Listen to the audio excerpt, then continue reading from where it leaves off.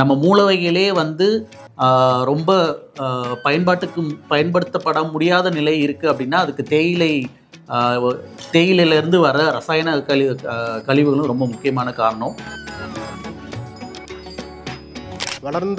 வளர்ச்சி குறியீடுகள் அடிப்படையிலும் சரி, நம்ம ஒரு முன்மாதிரியான மாநிலமாக இருக்கிறோம். அதே போல் சூழலியல் நீதியிலும் தமிழ்நாடு வந்து ஒரு முன்மாதிரியான மாநிலமாக வரணும் இல்லைங்களா? அப்போ சூழலியல் நீதியும் நம்ம வந்து இங்கே கணக்கில் கொள்ள வேண்டியிருக்குது. இப்போ பொதுப்பணித்துறையிலேருந்து அதிகாரிகள் கேட்டாங்க, அது எப்படி மூல வகையிலே வந்து இந்த 4ஆம் தரம் நீர் தான் இருக்குது, நாங்கள் தண்ணி சுத்தமாக இருக்குது, தண்ணி சுத்தமாக தானே இருக்கும், தண்ணி சுத்தமாக தானே இருக்குது அப்படின்னு நாங்களும் அதான் சொன்னோம். நாங்கள் அங்கே போய் பார்க்கும்போது தண்ணி சுத்தமாக தான் இருக்குது, எடுத்துலாம் குடித்தோம். ஆனால் நீர் மாதிரியினுடைய அறிக்கை வந்து பரிசோதனை கூடங்களில் வந்தது என்னன்னா அது 4ஆம் தரம் தான் இருக்குது. ஏன்னு நாங்கள் ஆமாம் அவ ஏன்னு கேட்கும்போது அடுத்த கட்டம் ஒரு 20 ஆண்டு திட்டம் போடுங்களேன். நமக்கு பெரிய உதாரணம் லண்டனில் இருக்கிற தேம்ஸ் நதி, அது பயன்பாட்டுக்கே இல்லாமல் போயிடுச்சு அப்படின்னாங்க. அதை இன்றைக்கி படகு விடுற மாதிரி மாற்றிருக்காங்க இல்லையா? அதை ஏன் நம்ம செய்ய முடியாது? கடைசியாக இந்தியாவின் நீர்மனிதன் அப்படின்னு சொல்லக்கூடிய ராஜேந்திர சிங் இங்கே வந்தப்போ அவர் சொன்னது வைகை செத்து விட்டது அப்படின்னு சொன்னார். நம்மளுடைய நாட்டு மீன் இனங்கள் இப்படி தான் அழிஞ்சது. கிட்டத்தட்ட 56 வகை மீன்களை நாங்கள் பார்க்குறோம்னா அதில் ஒரு 10-12 வகை மீன்கள் சுத்தமாக கிடையாது. அதுவும் முக்கியமாக வைகையில் அழிந்த மீன்கள் அப்படின்னா நீருக்கு எதிராக பறவை மீன் சொல்லுவாங்க. அந்த மாதிரி மீன்கள் வந்து இன்னைக்கு வைகையில் பார்க்கப்படலை. ஒரு 4 வகை திணைகள் வழியாக பயணப்படக்கூடிய ஒரு நதியில் குறைஞ்சபட்சம் 300க்கு குறையாமல் அது பறவை இனங்கள் இருக்கணும். 56 வகை பெரிய பாலூட்டிகள் நம்மகிட்ட இருக்குது. அப்போ இங்கே வந்து நம்ம பார்த்தோம் அப்படின்னா குறைந்தபட்சம் நமக்கு ஒரு 40 வகை பாலூட்டிகளாக இருக்கணும். சொல்லப்போனோம் அப்படின்னா எங்களுக்கு அதிர்ச்சி அளிக்கும் செய்தி, வெளி மாநிலங்கள்லேருந்து இந்த நீர்நாயிலேருந்து ஒரு எண்ணெய் எடுக்கிறது மருத்துவ குணத்துக்குன்னு சொல்லி அவங்க வலையெல்லாம் போட்டு மூல வைகையில் நான் சொல்கிறேன் இல்லையா, அந்த முதல் கட்ட 1 பங்கு நிலத்தில் போக நமக்கு ஆனைமலை அந்த பரப்பு கேரளாவும் தமிழ்நாட்டு பகுதியில் இருக்க அது ஆனைமுடி பகுதிகளில் அதிகமாக ரெக்கார்ட் ஆகுது. கேரளா பார்டரில் தான் அதிகமாக இருக்குது. நமக்கு இங்கேயும் நீர்நாய்கள் தற்போது வரைக்கும் இருக்குது. இது என்ன அப்படின்னா இது பெரிய அளவில் வனத்துறையோட பார்வைக்கோ எதுக்கோ அவங்க எடுத்துகிட்டு போகலாம் அப்படிங்கிறாங்க. இது நிறைய யானைகள்லேருந்து புலி இது வரைக்கும் அவங்களோட ஒரு 60-70 வயதுக்கு மேற்பட்டவங்க பார்த்ததா அங்கே சொல்கிறாங்க இருந்திருக்கு. இப்போ மதுரையில் கடம்ப மரம் பார்த்திங்கன்னா ரொம்ப விரல் விட்டு எண்ணக்கூடிய அளவில் தான் வந்து கடம்ப மரம் இருக்குது. ஆனால் வைகை ஆற்றுல இருக்கா அப்படின்னு பார்த்தீங்கன்னா ஒட்டுமொத்த வைகை ஆற்றுல பயணத்துலையுமே எங்களால் வந்து 2 இடங்களில் தான் வந்து கடம்ப மரத்தை வந்து கண்டுபிடிக்க முடிஞ்சு. அதில் இளங்கோவடிகளை என்ன சொல்கிறாரு அப்படின்னா வைகை எப்படி இருந்துச்சு அப்படின்னு கிளியராக சொல்லுது. அது என்ன அப்படின்னா புனலாறு அன்று இது பூம்புணல் ஆறு. அதாவது வைகை ஆறு வந்து எப்படி இருந்ததான்னா நீரால் மட்டும் ஓடலை, மலர்களால் நிரம்பி ஓடி இருக்கு அப்படின்னு சொல்லிட்டு ரொம்ப அருமையாக ஒரே வரியில் வந்து முடிச்சிடுறாரு. இந்த இவ்வளவு நதி கெட்டு போயிரு சொல்கிறீங்க, இவ்வளோ கழிவுநீர் சொல்கிறீங்க, இந்த பிரங்கை மக்களிடையே இருக்கிறதா இல்லை? இல்லை, ரொம்ப முக்கியமான கேள்வி. அப்படி யோசித்து பார்த்தோன்னா மக்கள் வந்து அதெல்லாம் அவங்களுக்கு தெரியுது. ஏன்னா அவங்களே நிறைய இடங்களில் மக்களே நேரடியாக குப்பையை வந்து போடுற பார்க்குறாங்க. இப்படி 16 இடங்கள் அழகர் இறங்கக்கூடிய ஒரு ஆறு, 67 தாவரங்கள் இருக்கக்கூடிய ஒரு ஆறு, 175 வகையான பறவைகள் நம்பி இருக்கக்கூடிய ஆறு, மூலவகை துவங்கி ராம்நாடு கடலில் கலக்கும் வரை 177 இடங்களில் ஆற்றில் கழிவுநீர் நேரடியாக கலக்குது.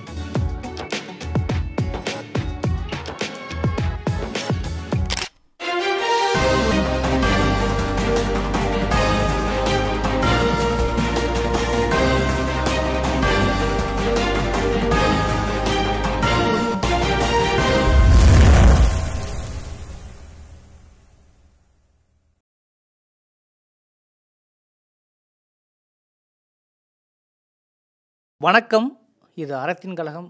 இன்றைக்கி நம்ம சந்திக்கிற மிக முக்கியமான சூழலியல் செயல்பாட்டாளர்கள், பறவை விலங்குகள் குறித்து ஆய்வு செய்யக்கூடிய ரவீந்திரன் அவர்கள் முழுக்க, அதாவது எல்லா வகையிலும் டாக்குமெண்டாக பல நேரங்களில் சூழல் செயல்பாட்டில் தீவிரமாக இயங்கக்கூடிய தமிழ்தாசன் அவர்கள், தாவரங்கள் ரீதியாக பெரிய ஆய்வில் இருக்கக்கூடிய திரு கார்த்திகேயன் அவர்கள் வந்திருக்கிறார்கள். இது ஒரு முக்கியமான டிபேட்டாக நான் பார்க்குறேன். என்னென்னா, வைகை நதி இன்றைய நிலையில் எப்படி இருக்கிறது, அது கடந்து வந்த பாதை என்ன, அதில் உள்ள உயிர் சூழல் என்ன, அதில் உள்ள ஆக்கிரமிப்பு என்ன, பல விஷயங்களை பேச இருக்கிறோம். வாருங்கள், அவர்களுடன் பேசுவோம். வணக்கம். 3 பேர் முதல்ல அரங்கத்திற்கு வந்ததுக்கு மிக நன்றி. முதல்ல வைகைன்னு சொன்னாலே அதுக்கு ஒரு சிறப்பு இருக்குது, பாரம்பரியம் இருக்குது, புனித நதி, இப்படி நிறையா உரையாடல்கள் இருக்குது. ஆனாலும் கூட அந்த நதி இன்று எப்படி இருக்கிறது, வரலாற்றில் எப்படி இருந்தது அப்படிங்கிற கேள்வி மதுரை மக்களுக்கு மட்டும் இல்லை, தமிழ்நாட்டு மக்களுக்கே எழுகின்ற ஒரு கேள்வியாகத்தான் இருக்கிறது. இன்றைய சூழ்நிலையில் வைகை நதி என்னவாக இருக்கிறது? சரி, எல்லோருக்கும் வணக்கம். மதுரை இயற்கை பண்பாட்டு அறக்கட்டளை சார்பாக வைகை நதியை வைகையினுடைய தற்போதைய நிலை என்ன என்பது குறித்து ஒரு ஆய்வு செய்தோம். அந்த ஆய்வின் நோக்கம் என்னென்னு பார்த்தீங்கன்னா, வைகை ஆற்றில் இருக்கக்கூடிய பல்லுயிரிய சூழல், தாவரங்கள் உட்பட பல்லுயிரிய சூழல் என்னவாக இருக்கிறது, வைகை ஆற்றினுடைய மணல் பரப்பினுடைய நிலை இன்னைக்கு என்னவாக இருக்கிறது, மூன்றாவது வைகை ஆற்றுக்கும் அதை சுற்றி இருக்கக்கூடிய மக்களுக்குமான பண்பாட்டு உறவுகள் என்ன, வைகை ஆற்றில் நகரமயமாக்கத்திற்கு பிறகு அதனுடைய தாக்கம் என்னவாக இருக்கிறது, நான்காவதாக. ஐந்தாவதாக வைகை ஆற்று நகரமயமாக்கலுக்கு பிறகு வைகை ஆற்றில் கழிவுகள் எங்கெங்கெல்லாம் கலக்கிறது. ஆறாவதாக, அந்த கழிவு கலக்கிற இடத்துக்கு பிறகு இந்த வைகை ஆற்றில் இருக்கக்கூடிய ஓடும் நீரின் தரம் என்னவாக இருக்கிறது என்பது குறித்து இந்த 6 நோக்கங்களை வைத்துக்கொண்டு இந்த ஆய்வை 4 பேர் கொண்ட குழு, அதில் பறவையியலாளர், சூழலியலாளர் ரவீந்திரன் அவர்கள் தலைமையில், நான் தமிழ்தாசன், கார்த்திகேயன் பார்க்கவிதை, தாவரவியல் குறித்து ஆய்வாளர் கார்த்திகேயன் பார்க்கவிதை, ஊர்வனங்கள் ஆய்வாளர் திரு விஸ்வா அவர்கள் எல்லாரும் சேர்ந்து 4 பேர் கொண்ட குழு 10 நாட்கள் காலம் பார்த்தீங்கன்னா ஆகஸ்டினுடைய கடைசியிலிருந்து அக்டோபரினுடைய நடுப்பகுதி வரையும் ஒரு 10 நாட்கள். ஏன் இந்த காலத்தை தேர்வு செய்திருந்தோம், அதான் இந்த தென்மேற்கு பருவமழை முடிந்து எல்லா அணைகளிலும் உபரி நீர் வந்துட்டு இருந்தது அந்த சமயத்தில். அப்போ தான் நம்ம ஓடும் நீரில் இருக்கக்கூடிய உயிர்ச்சூழலை பதிவு செய்ய முடியும் அப்படின்றதுனால அந்த ஆய்வின் பின்னணியாக அந்த காலகத்தை தேர்வு செய்து விட்டோம். எல்லா இடங்கள்லையும் இப்போது இது எங்கேருந்து ஆரம்பித்தோம் அப்படின்னா, அந்த ஆய்வை மூல வைகைன்னு சொல்லக்கூடிய தேனி மாவட்டத்தில் இருக்கக்கூடிய வருஷநாட்டு பகுதியில் இருக்கக்கூடிய வாலிப்பாறை என்கிற கிராமத்தில் மூல வைகை அப்படிங்கிற ஒரு இடம் இருக்குது, உற்பத்தியாகிற இடம் சொல்கிறாங்க. அதுக்கும் மேலே வெள்ளிமலை, மேகமலையிலிருந்து உற்பத்தி ஆகுது. அதுவரை நமக்கு போகிறதுக்கான அனுமதி இருக்குது. அந்த பகுதியிலிருந்து தேனி மாவட்டத்தில் வாலிப்பாடு என்கிற கிராமத்தில் இருந்து அப்படியே தேனி மாவட்டம், திண்டுக்கல் மாவட்டம், மதுரை மாவட்டம், சிவகங்கை மாவட்டம், ராமநாதபுரம் மாவட்டம் அப்படின்னு 5 மாவட்டங்கள் வழியாக இந்த ஆறு கடந்து செல்கிறது. ஏறக்குறைய 295 கிலோமீட்டர் நீளமுள்ள இந்த வைகை ஆறு கடைசியாக ராமநாதபுரம் மாவட்டம் மண்டபம் தாலுக்காவில் இருக்கக்கூடிய ஆற்றங்கரை என்கிற கிராமத்தில் அருகில் போய் கடலில் கலக்குது. இந்த ஆரம்பத்திலிருந்து இந்த முடிவு வரையும் இந்த ஆறினுடைய நிலை என்ன என்பது குறித்து ஒரு நீண்ட பயணம், ஒரு 10 நாட்கள் பயணம் இது மேற்கொண்டதோடு மட்டும் இல்லாமல் அந்த நீரினுடைய நிலை இன்னைக்கு என்னவா இருக்குன்றதுக்கு தெரிந்து கொள்வதற்கு ஒரு 36 இடங்களில் நீரினுடைய மாதிரிகளை சேகரித்தோம். அந்த 36 இடங்களில் 34 இடங்கள் நேரடியாக வைகை ஆற்றின் மத்தியில் ஓடும் நீரில் அந்த நீர்களை நாங்கள் சேகரித்தோம். 2 இடங்கள் கழிவுநீர் கடக்கக்கூடிய இடத்துல அதுவும் வைகை ஆற்றுக்குள்ளே தான் 2 இடங்களில் கழிவுநீர் கடக்கக்கூடிய இடங்கள்லையும் நீர் மாதிரிகளை சேகரித்தோம். 36 இடங்களில் வெவ்வேறு பகுதிகளில். அப்போ இந்த பயணம் வருஷநாடு முதல் ராம்நாடு வரை இந்த பயணம் திட்டமிட்டு இதை பயணம் மேற்கொண்டோம். இந்த பயணத்தில் கிடைத்த அத்தனை தகவல்களையும் சேகரித்து கொண்டு சூழலியல் தொடர்பாகவும் ப்ளஸ் பண்பாட்டு ரீதியாகவும் எல்லா தகவல்களையும் சேகரித்து கொண்டு ஒரு அறிக்கையாக தயார் செய்யும் போது எங்களுக்கு சில உண்மைகள் புலப்பட்டது, சில விஷயங்கள் எங்களுக்கு புலப்பட்டது. அதில் முதலாவது பல்லுயிரியம் அப்படிங்கிற எடுத்துக்கிட்டோம்னா, இந்த வைகை ஆறு இந்த வைகை ஆற்றிலிருந்து 1 கிலோமீட்டர் பரப்பளவுக்குள்ளே இருக்கக்கூடிய இடங்கள், ஊர்கள் அப்படின்னு ஏறக்குறைய ஒரு கிட்டத்தட்ட 200 கிராமங்கள் இந்த வைகை ஆற்றின் படுகையில் 2 கரைகளையும் இருக்குது. அதில் சுமார் 130க்கும் மேற்பட்ட கிராமங்களை நேரடியாகவே நாங்கள் வந்து போய் ஆய்வு செய்தோம், பார்த்தோம். வைகை ஆற்றின் ரயில் என்னவா இருக்குது அப்படின்னு அங்கே இருக்கிறதுல ஆவணம் செய்தோம். அந்த ஆவணங்களை தொகுத்து பார்க்கும்போது இந்த பல்லுயிரியங்கள் அடிப்படையில் பாலூட்டி வகை உயிரினங்கள், அதாவது புலிகள், யானைகள், மான்கள், இப்படின்னு இந்த பாலூட்டி வகை காட்டு விலங்குகள் வந்து சுமார் 35 வகையான பாலூட்டிகளை இந்த பகுதியில் ஆவணம் செய்தோம். அதை வைகை ஆற்றை நம்பி இருக்கக்கூடியது. இப்போ இந்த யானை புலிகள்லாம் இந்த வருஷ நாட்டு மலைப்பகுதிகளில் இந்த ஆற்றை நம்பி, இந்த ஆற்றினுடைய நீரை நம்பி இருக்குது. அப்படி 35 வகையான பாலூட்டிகள். தாவரங்கள் எப்படின்னு வரும்போது சுமார் 45 மரங்கள், ஆற்றங்கரை மரங்கள், 45 வகையான ஆற்றங்கரை மரங்கள் உட்பட 67 வகையான தாவரங்களை வைகை ஆற்றில் நாம ஆவணம் செய்தோம். அதே மாதிரி பறவைகள், வைகை ஆற்றை நம்பி இருக்கக்கூடிய பறவைகள் அப்படின்னு நம்ம வரும்போது சுமார் 175 வகையான பறவைகள் இந்த வைகை ஆற்றை சார்ந்து இருக்குது அப்படின்றதையும் ஆவணம் செய்தோம். அந்த 175 வகை பறவைகளில் 125 வகை பறவைகள் வாழ்ட பறவைகள், ஒரு 50 வகை பறவைகள் வலசை வரக்கூடிய பறவைகள், அது குறுந்தொலைவாக இருக்கலாம், நெடுந்தொலைவாக இருக்கலாம். அதே மாதிரி இந்த பறவைகளில் வந்து செம்பட்டிகள், அதாவது அழிவின் விளிம்பில் இருக்கக்கூடிய பறவைகள் அப்படின்னு எடுத்து கணக்கில் செய்யும்போது அதை வந்து IUCN அப்படின்னு பன்னாட்டு இயற்கை அமைப்பு வந்து அதை பட்டியலிடுது. அதில் 12 வகையான பறவைகள் வந்து அழியும் தருவாயில் அல்லது அழியும் நிலையில் இருக்கக்கூடிய பறவைகளாக இருக்குது. மேலே சொன்ன பாலூட்டிகளில் அப்படி ஒரு 18 வகையான பாலூட்டி உயிரினங்கள் வந்து, காட்டு விலங்குகள் வந்து அழியும் செம்பட்டிகளில் வகைப்படுத்தப்பட்டிருக்குது. பறவைகள். அதற்கு பின்னாடி நம்ம போகும்போது நன்னீர் மீன்கள், இந்த வைகை ஆற்றை நம்பியிருக்கக்கூடிய மீன்களுடைய நிலை என்ன, அந்த மீன்களை 2ஆக நம்ம பிரிச்சுக்கலாம். ஒன்று நன்னீர் மீன்கள், அதே மாதிரி உவர்நீர் மீன்கள். நன்னீர் மீன்கள் அப்படின்னு பார்க்கும்போது ஒரு 58 வகையான நன்னீர் மீன்களை இந்த பயணத்தில் நம்ம ஆவணம் செய்தோம். அதே மாதிரி உவர்நீர், அந்த ஆறும் கடலும் கலக்கக்கூடிய அந்த கழிமுக பகுதியில், ஆற்றங்கரை பகுதியில் இருக்க பகுதியில் என்னென்ன மீன்கள் இருக்குது அப்படின்னு நம்ம ஆவணம் செய்யும்போது 86 வகையான அங்கே இருக்கக்கூடிய பல்லுயிரினங்களை ஆவணம் செய்தோம்னா, அது மீன்கள் மட்டும் இல்லை, மீன்கள், இறால்கள், திருக்கை 1-2 மீன், அந்த மீன்கள்லாம் அங்கே அந்த கடற்கரை பகுதிக்கு, அந்த வைகை ஆற்றினுடைய கழிமுக பகுதிக்கு வர்றதை நம்ம வந்து ஆவணம் செய்தோம். அதில் 86 வகை உயிரினங்கள், நன்னீர் மீன்கள் 58, உவர் நீரில் உயிரினங்கள் 86, இதை நம்ம ஆவணம் செய்தோம். நன்னீர் மீன்களில் இருக்கக்கூடிய 58ல் 11 வகை மீன்கள் வந்து செம்பட்டியில் இருக்கக்கூடிய மீன்கள், 11 வகை மீன்கள் வந்து அறிமுகப்படுத்தப்பட்ட அயல் வகை மீன்களாக வந்து தெரிந்து கொண்டோம். அப்புறம் அதற்கு அடுத்தபடியாக வரும்போது இந்த ஆற்றில் இருக்கக்கூடிய மணல் பரப்பு என்னவா எங்கெல்லாம் இருக்குது அப்படின்னு பார்க்கும்போது, அந்த மூல வைகையில் இருந்து தேனி மாவட்டம் வந்து அமாசியாபுரம் அப்படிங்கிற ஊர் வரையும் அந்த வெண்மணல் பரப்புன்னு நம்ம சொல்லக்கூடிய அந்த மணல் பரப்பு நல்லபடியாகவே இருக்குது. அமாசியாபுரத்தில் இருந்து நம்ம அணைக்கரைப்பட்டி, தேனி மாவட்டம் அணைக்கரைப்பட்டி வரை இந்த ஆறு வருது. இங்கே வந்து அந்த வைகை ஆற்றுக்குள்ளே எங்கேயுமே மணல் இல்லை, புறம் கல் திட்டுகளாக தெரியுது. அப்புறம் அணைக்கரைப்பட்டிலேருந்து கொஞ்சம் தூரம் தள்ளி நமக்கு அணைப்பட்டி, பேரணை, அந்த அணைப்பட்டி திண்டுக்கல் மாவட்டம் அணைப்பட்டி வரையும் அங்கே வரையும் கொஞ்சம் மணல் பரப்பு இருக்குது. அந்த அணைப்பட்டியிலிருந்து நமக்கு மதுரை மாவட்டத்தில் ஏறக்குறைய துவரிமான் வரையும் கொஞ்சம் மணல் பரப்புகள் இருக்குது. அப்புறம் மதுரை மாவட்டத்தில் எங்கேயுமே, மதுரை மாவட்டம்னு அந்த நகரத்துக்குள்ளே வந்தோடனே ஒரு 8 கிலோமீட்டர் இருக்குது, அங்கே எங்கேயுமே மணல் பரப்பு இல்லை.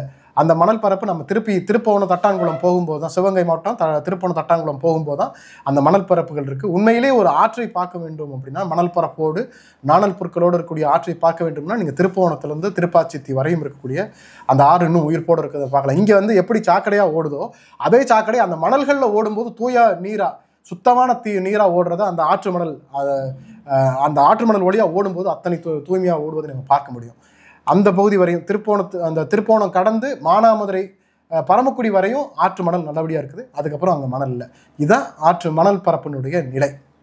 இப்போ இந்த பல்லுயிர்களினுடைய சூழல், அதே மாதிரி ஆற்றங்கரைகளுடைய நிலை என்னவா இருக்குன்னு பார்த்தீங்கன்னா, ஆற்றங்கரையில் இருந்த மரங்கள் எதுவும் இன்னைக்கு இல்லை. ஆற்றங்கரை பல இடங்களில் சுருக்கப்பட்டிருக்கு. குறிப்பாக மதுரை மாவட்டத்தில் ஓடக்கூடிய 2 கரைகள்லையுமே சாலைகள் வந்ததுனால ஆற்றினுடைய அகலம் வந்து சுருக்கப்பட்டிருக்குது. அது வந்து ஒரு முக்கியமான ஒரு தாக்கமாக நகரமயம் இந்த வைகைக்கு வழங்கியிருக்கிறத நம்ம பார்க்குறோம். அதற்கு பின்னாடி நம்ம வரும்போது பண்பாட்டு ரீதியாக வந்து இப்போ இந்த ஆற்றங்கரையில் என்னென்ன பழமையான மரங்கள் இருந்ததுன்னு ஆய்வு செய்யும்போது அப்போ கோயிலுடைய தலைமரங்கள் என்னவா இருந்தது? ஏன்னா இப்போ வந்து மரங்கள் இல்லை, அப்போ முன்னாடி என்ன மரங்கள்லாம் இருந்திருக்கலாம்? ஏன்னா நமக்கு மேலே பார்க்கும்போது கொஞ்சம் மரங்கள் நல்லபடியாக நமக்கு இருக்குது, நம்ம கீழே வரும்போது பழமையான மரங்கள் இல்லை. அப்போ கோயிலில் தலைமரங்கள் என்னென்ன இருக்குது அல்லது பழமையான கோயில் மரங்கள் என்ன இருக்குது அப்படின்னு கணக்கெடுக்கும்போது 78 சுமார் 80 கோயில்கள், பழமையான பாண்டியர் கால கோயில்கள் வந்து பாண்டியர் காலம், அதாவது நாயக்கர் காலம், இந்த பழமையான கோயில்கள் வந்து ஒரு 80 கோயில்கள் வந்து ஆற்றங்கரையில் 1 கிலோமீட்டருக்குள்ளேயே அமைந்திருக்கிறத பார்க்குறோம். பல கோயில்களில் கல்வெட்டுகள் நமக்கு கிடைக்குது. அதே மாதிரி படித்துறைகள் நம்ம பார்த்துக்கிட்டோம்னா 30 இடங்களில் ஆற்றில் படித்துறைகள் இருக்குது. மதுரை மாவட்டத்தில் வந்து படித்துறைகளே முன்னாடி நிறைய படித்துறைகள் இருந்தது.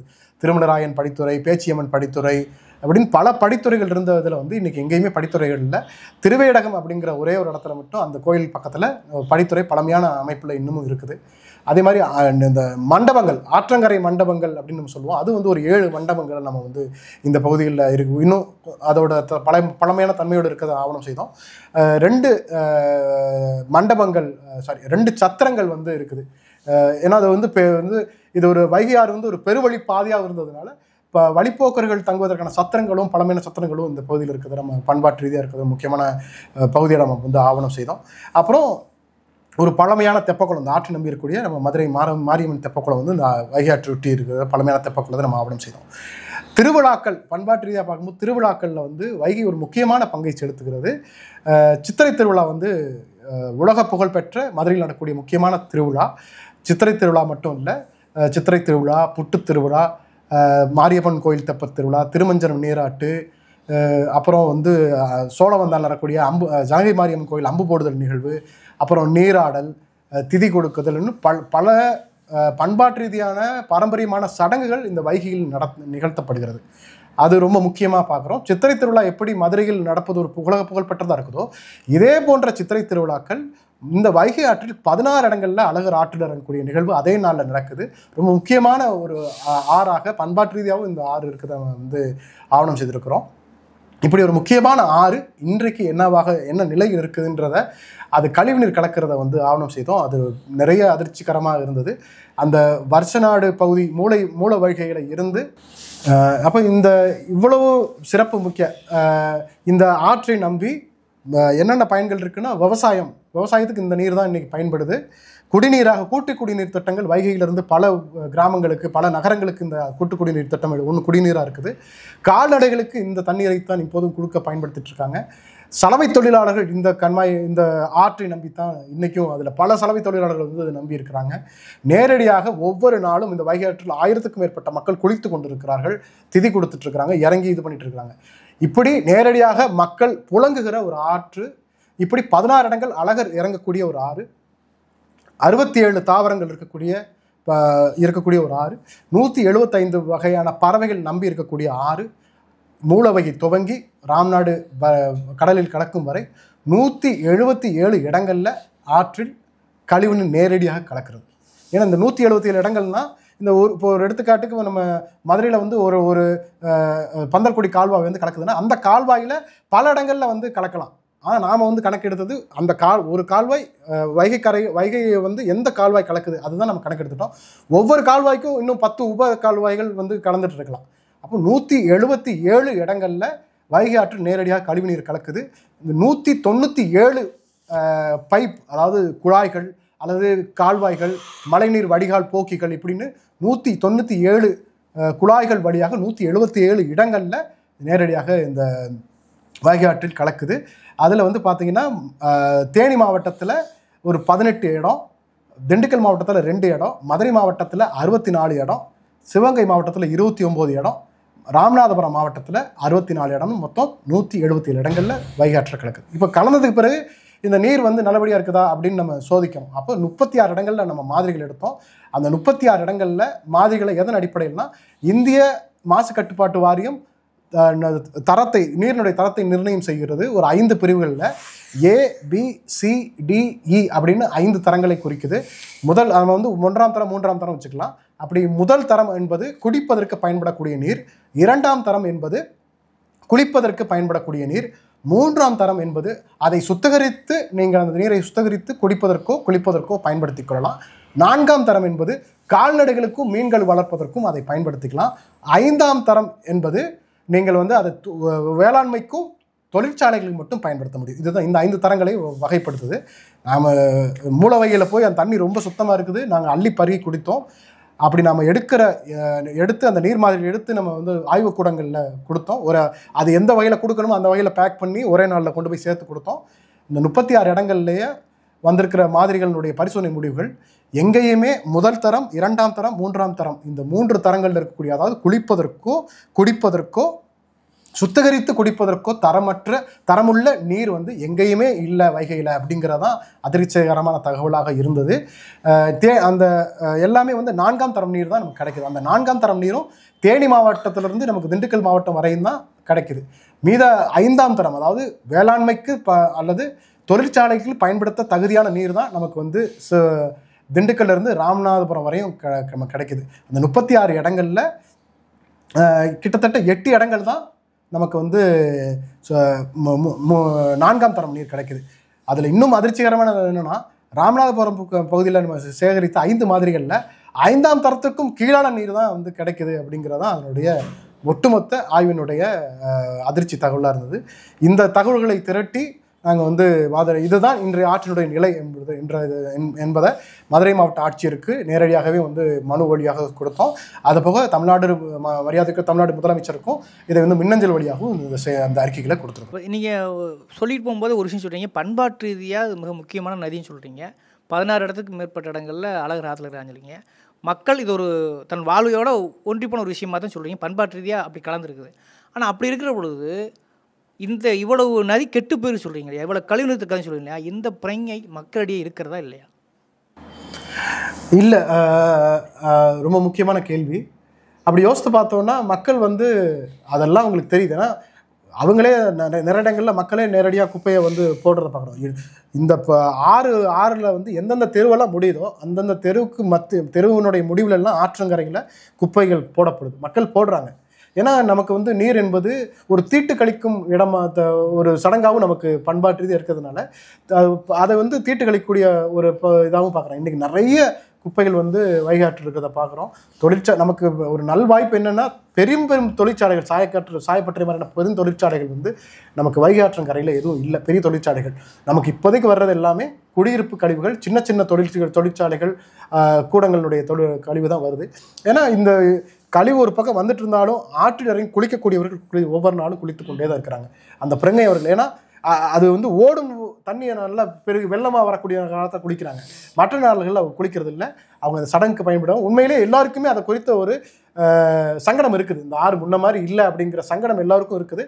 ஆனால் என்ன செய்வது என்று மக்களுக்கு தெரியலை. அதை மீறியும் என்ன சாக்கடை அடித்து நம்மளும் கொஞ்சம் குப்பையை போடுவோம் அப்படின்ற அளவில் தான் மக்களுடைய நிலை இருக்குது. அரசாங்கத்திற்கும் சொல்லப்போனால் இது என்ன செய்வதுஎன்று தெரியல. ஒரு பக்கம் நகரம் பெருகிட்டே வருது, அதை எப்படி வந்து நம்ம கட்டுப்படுத்துவது, இந்த ஆற்றை மறுபடியும் எப்படி மீட்பது என்பது குறித்து அரசாங்கங்களுக்கும் வந்து பெரிய சவாலாக இருக்குன்னு தான் பார்க்குறோம். இப்போ வைகைன்னு எடுத்துக்கிட்டாலே அதுக்கு ஒரு மிக முக்கியமான வரலாறு இருக்குது. அது யாராலையும் மறுக்க முடியாது. அவ்வளோ தூரத்துக்கு ஆவணங்கள் இருக்கிறது, அந்த கரைகள் கல்வெட்டுகள் நிறைய இருக்கிறது, அதற்கான பண்பாட்டு ரீதியான எச்சங்களும் நிறைய இருக்கிறது. மதுரை என்று சொன்னாலே வைகை என்று சொன்னாலே மதுரைங்கிற அளவுக்கு பின்னி இருக்குது. அது வரலாற்றில் என்ன வராமல் இருந்திருக்கிறது. குறிப்பாக அதன் கரைநெடுகளும் உள்ள சில வனப்பகுதிகளில் கரைநெடுகளும் உள்ள மரங்கள்லாம் எந்த வகையான இருக்கிறது, ஏன்னா நீங்கள் தாவர ஆய்வுகளில் முக்கியமாக செயலாற்றுறீங்க, என்ன வகையான ஆவணங்கள் இருக்கிறது, இன்னைக்கு அந்த பழையான மரங்கள் இருக்கிறதா இல்லையா, வரலாற்று ரீதியாக அதை சொல்லுங்கள். வணக்கம். நம்முடைய தமிழ்நாட்டில் ஓடுகின்ற காவிரி, தாமிரபரணி, வைகை, இந்த மாதிரி ஆறுகள்லேயே வந்து அதிகமாக வந்து சங்க இலக்கியங்களில் வந்து போற்றி புகழப்பட்ட ஒரு ஆறு அப்படின்னு பார்த்திங்கன்னா வைகை ஆறு தான். கிட்டத்தட்ட 80 குறிப்புகள் வந்து வைகை ஆறை பற்றி இருக்குது. அதில் வந்து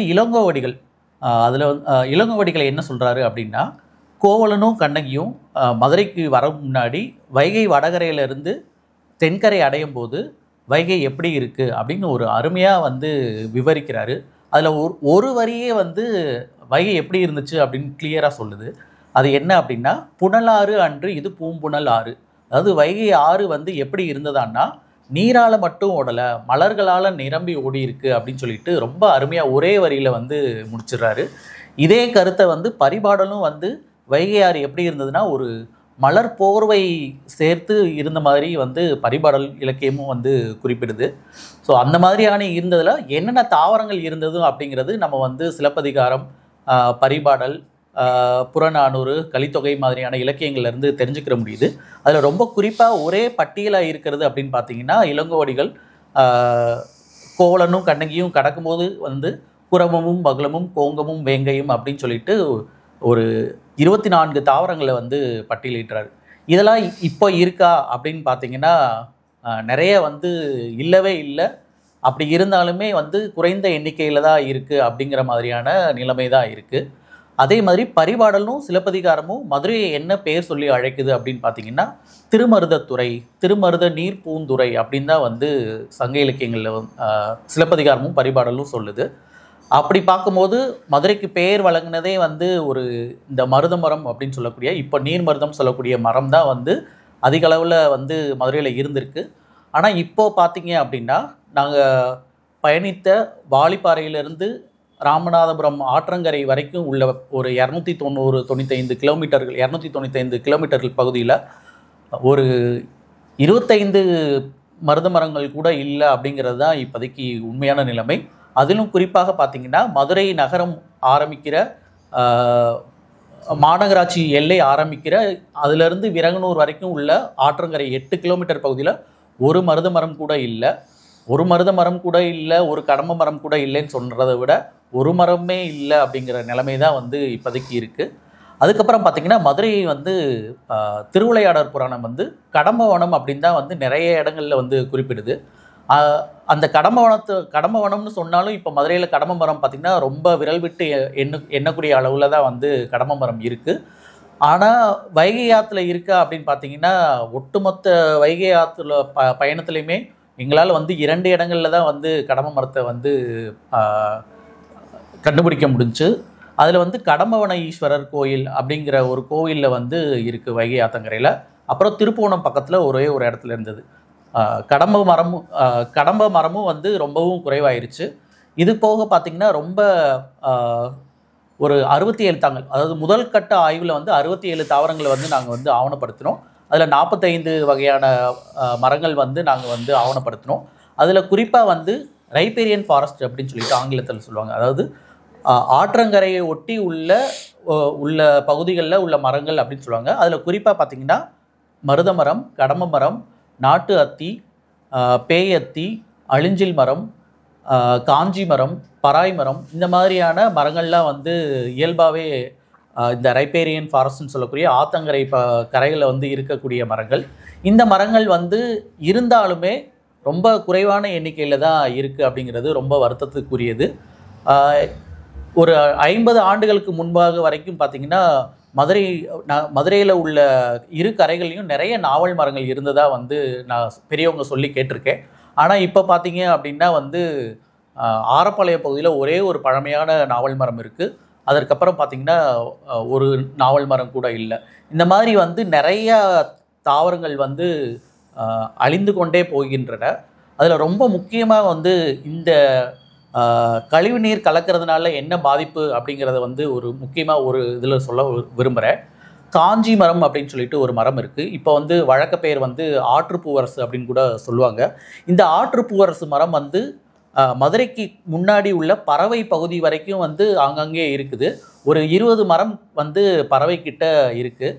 அந்த மரம் பார்த்திங்க அப்படின்னா இந்த கழிவுநீர் மதுரையில் அதிக அளவில் கழிவுநீர் கலக்கிறதுனால இந்த மரம் வந்து மதுரை நகரை தாண்டி, மதுரை நகருக்குள்ளேயும் இல்லை, மதுரை நகரை தாண்டி திருப்புவனம், திருப்பாச்சேத்தி, மானாமதுரை, பரமக்குடி, ராம்நாடு வரைக்கும் எந்த ஒரு காஞ்சி மரமுமே இல்லை அப்படிங்கிறது ரொம்பவும் வந்து நாம் கவனிக்க வேண்டிய ஒரு விஷயமா இருக்குது. ஏன் அப்படின்னா இந்த மரம் வந்து இதுக்கப்புறம் இல்லாமல் போனதுக்கு இந்த கழிவு நீர் வந்து ரொம்ப முக்கியமான ஒரு காரணமாக இருக்குது. அதுக்கப்புறம் பார்த்திங்கன்னா இதுக்கு என்ன காரணம் அப்படின்னு சொல்லி நம்ம பார்க்கணும் அப்படின்னா நாம் வந்து மேகமலை வைகை ஆறு உற்பத்தி ஆகிற மேகமலையில் வந்து அதிக அளவு வந்து நம்ம வந்து தேயிலையெல்லாம் பயிரிடுறோம். அதுக்கப்புறம் கீழே வரும்போது வந்து மூலவைகையிலேருந்து தொடங்கும் போது தேனி மாவட்டத்தில் அதிகமாக குறிப்பாக வந்து வருஷநாடு பகுதிகளில் வந்து அதிக அளவில் வந்து இலவம் பஞ்சு மரம் வந்து ரொம்ப அதிகமாக இருக்குது. முந்திரி தோட்டங்கள் நிறையா இருக்குது. தேக்கு மரம் தோப்பு நிறையா இருக்குது. அதுக்கப்புறம் பார்த்தீங்கன்னா தென்னை வந்து நம்மளுடைய மண்ணின் மரமாக இருந்தாலும் நம்ம கண்டமனூர் பகுதியிலிருந்து கிட்டத்தட்ட ஆத்தங்கரை ராம்நாடு ஆத்தங்கரை வரைக்குமே வந்து அதிக அளவில் வந்து நம்ம வந்து தென்னை மரத்தை வந்து பயிரிட்டிருக்கோம். நம்ம தென்னை மரங்கள் அதிக அளவில் பயிரிட்டிருக்கிறதுனால என்ன ஆகுது அப்படின்னா, நம்ம இயல் மரங்களான நீர்மருதம், கடம மரம், ஆலமரம், இச்சி மரம், அரச மரம், அழிஞ்சில் மரம், காஞ்சி மரம் இதெல்லாம் வந்து அதனுடைய இடப்பரப்பில் இருக்க வேண்டிய இடத்துல வந்து நாம் வேறு ஒரு தாவரத்தை வந்து நம்ம அதிகளவு பயிரிடுறதுனால இந்த இயல் தாவரங்கள் இயல் மரங்கள்லாம் வந்து காணா போகுது, அப்படியே எண்ணிக்கை குறைவாகிட்டே போகுது அப்படிங்கிறது ரொம்ப கவனிக்க வேண்டிய ஒரு விஷயமா இருக்குது. அதுக்கப்புறம் பார்த்திங்கன்னா எங்கெல்லாம் வந்து ஆறு நன்றாக இருக்கிறதோ அங்கெல்லாம் வந்து நாணல் புற்கள் வந்து ஆற்றுக்குள்ளே நிறைய இருக்கிறத வந்து நம்ம கவனிக்க முடிகிறது. அதுவே கொஞ்சம் கொஞ்சம் கழிவு நீர் சேர சேர வந்து அங்கே வந்து சம்பைப்புல் வந்து அதிகளவில் இருக்குது. ரொம்ப மோசமாக இருக்குது அப்படின்னா அந்த இடங்களில் வந்து சீமக்கருவேலை, ஆகாய தாமரை வந்து நம்ம அதிகமாக வந்து பார்க்க முடியுது.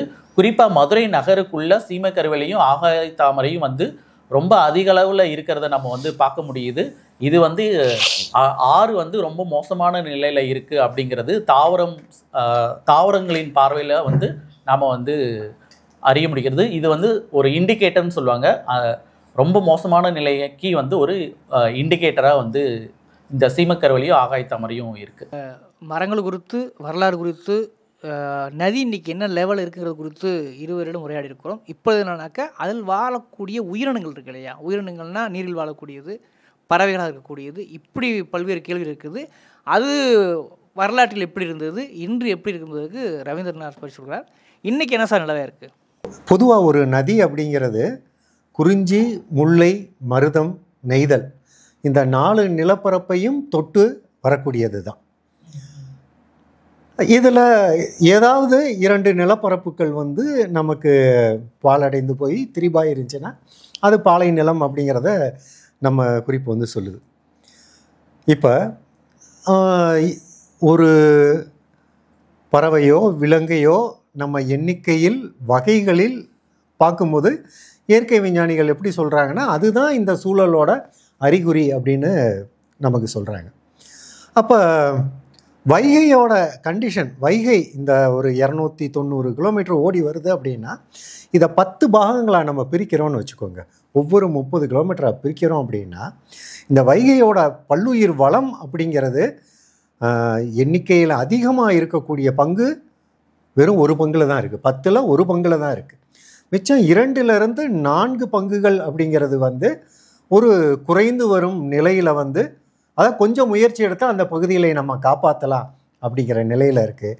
கிட்டத்தட்ட அதுக்கு பின்னால் இருக்கக்கூடிய 6 பங்கு நிலம் அப்படிங்கிறது கிட்டத்தட்ட பாலைக்கு ஒப்பாக இருக்குது. ஏன்னா விலங்கினங்கள் சார்ந்து இருக்கக்கூடிய தாவரங்கள் அங்கே இல்லை, தண்ணீர் ஓடக்கூடிய நிலை இல்லாததுனால மீன் வளம் இல்லை, மீன் வளம் இல்லாததுனால மீன்களை சார்ந்து வாழக்கூடிய பறவைகளோ விலங்குகளோ அங்கே இல்லாமல் இருக்குது. இப்போ நம்ம வைகை துவக்கத்தில் ஆரம்பிக்கிற இடம் அப்படின்னு சொல்லி வச்சோம்னா மூல வைகை பகுதி கிட்டத்தட்ட 50க்கும் மேற்பட்ட சிற்றாறுகள் ஒன்றிணைந்து தான் இந்த மூல வைகை அப்படிங்கிறது நம்ம வாலிப்பாறை பகுதியில் வந்து உற்பத்தி ஆகி வருது. அப்போ அந்த இடத்துல இருக்கிற இயற்கை வளம், அங்கே இருக்கக்கூடிய மக்கள் இவங்களெல்லாம் நம்ம கேட்கும்போது ஒரு 25 ஆண்டுகளுக்கு முன்னால் இது எப்படி இருந்தது, இன்னும் ரொம்ப மூப்பில் இருக்காங்க இல்லையா, ஒரு 70-80 வயதில் இருக்க பெரியவங்களை வந்து நம்ம கேட்கும்போது மேற்பகுதியில் டீ எஸ்டேட் இதெல்லாம் பண்ணுறதுக்கு முன்னால் இந்த காடனுடைய அமைப்பே அவ்வளவு அடர்த்தியாக இருந்தது அப்படின்னது. அதாவது வானத்தை, திறந்த வானத்தை பார்க்க முடியாது அப்படிங்கிறாங்க. ஆற்று பரப்புக்குள்ளே போகும்போது திறந்த வானத்தை பார்க்க முடியாது அப்படிங்கிறாங்க. ஆனால் அந்த அளவுக்கு அடர்த்தியாக இருந்த இடம், அவ்வளவு உயரமான மரங்களும் இப்போ இல்லை தற்போதைய காலகட்டத்தில். இது நிறைய யானைகள்லேருந்து புலி இது வரைக்கும் அவங்களோட ஒரு 60-70 வயதுக்கு மேற்பட்டவங்க பார்த்ததா அங்கே சொல்கிறாங்க இருந்திருக்கு. ஆனால் சமீபத்தை ஒரு 50 ஆண்டுகளுக்குள்ளே பார்த்தோம்னா காடுகளுக்குள்ளே போய் ஒரு விறகு சேகரிக்கிறதுக்கு இப்படி போகிற ஆட்கள் தான் சில பேர் அதை ரொம்ப பார்க்குறாங்க. கொஞ்சம் அரிய விலங்குகளை, இந்த யானை போன்ற பெருவிலங்குகள் வந்து இந்த பகுதிகளுக்குள்ளே இப்போ வர்றதில்லை. ஏன்னா அந்த பகுதியில் இருக்கக்கூடிய கிராமங்களில் மக்கள் தொகை பெருகிருச்சு. மக்களோட ஆற்றின் மேல் மக்கள் எடுக்கக்கூடிய உரிமைங்கிறது அதிகமாகுது.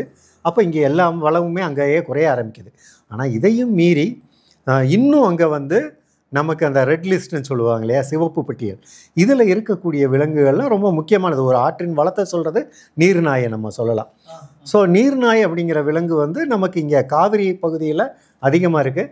அது போக நமக்கு ஆனைமலை அந்த பரப்பு கேரளாவும் தமிழ்நாட்டு பகுதியில் இருக்க அது ஆனைமுடி பகுதிகளில் அதிகமாக ரெக்கார்ட் ஆகுது. கேரளா பார்டரில் தான் அதிகமாக இருக்குது.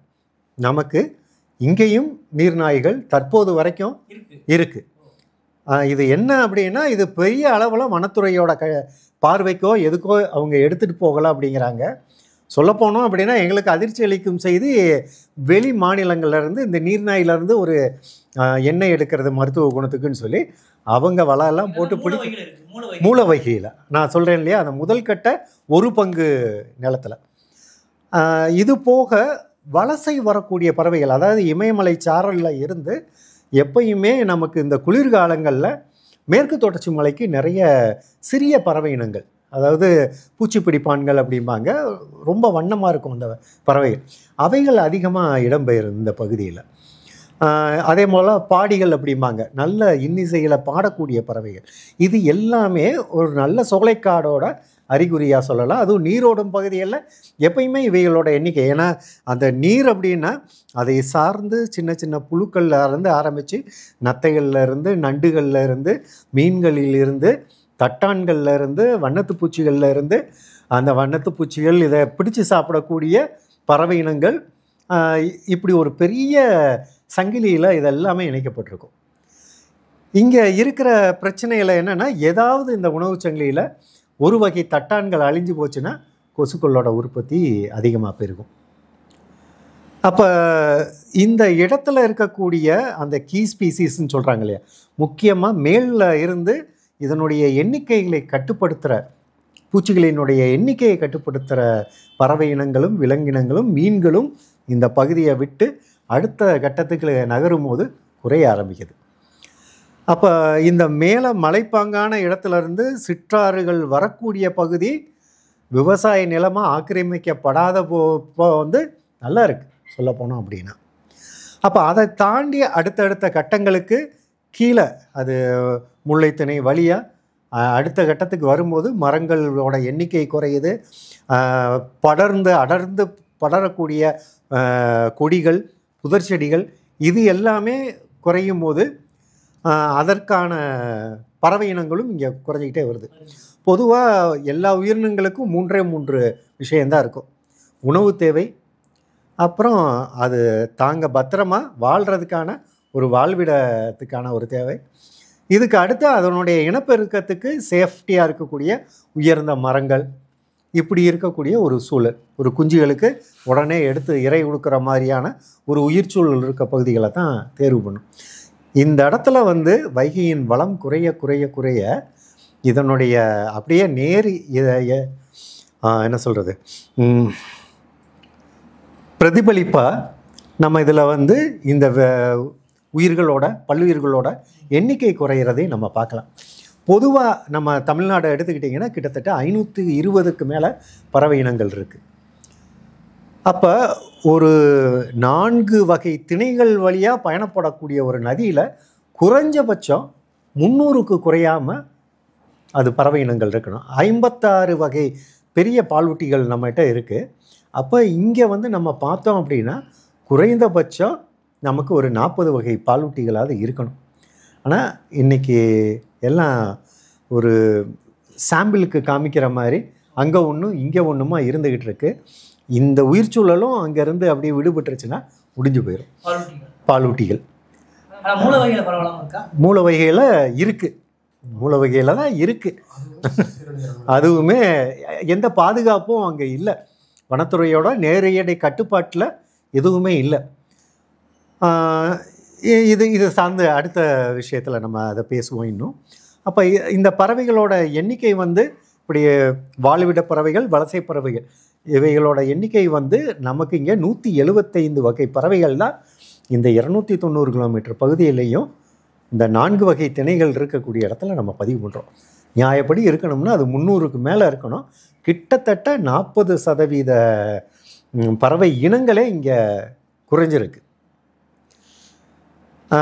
இதற்கு அடுத்த விஷயம், நாங்கள் சில பேர் கூட எங்களை கேள்வி கேட்டாங்க, இங்கே பாருங்கள் நிறைய பறவைகள் இருக்குது, 2000க்கு மேலே பறவைகள் பறக்குதே அப்படின்னாங்க. அப்போ அது என்ன மாதிரியான பறவை, அது என்ன வகை உணவை எடுத்துக்குது அப்படிங்கிறத நம்ம பார்க்கணும். இப்போ ஒரு பகுதியில் ஒரு 2000 காக்காய்கள் இருந்துச்சுன்னா அந்த பகுதி வந்து நல்ல சூழ்நிலையில் இருக்குன்னு அர்த்தம் கிடையாது.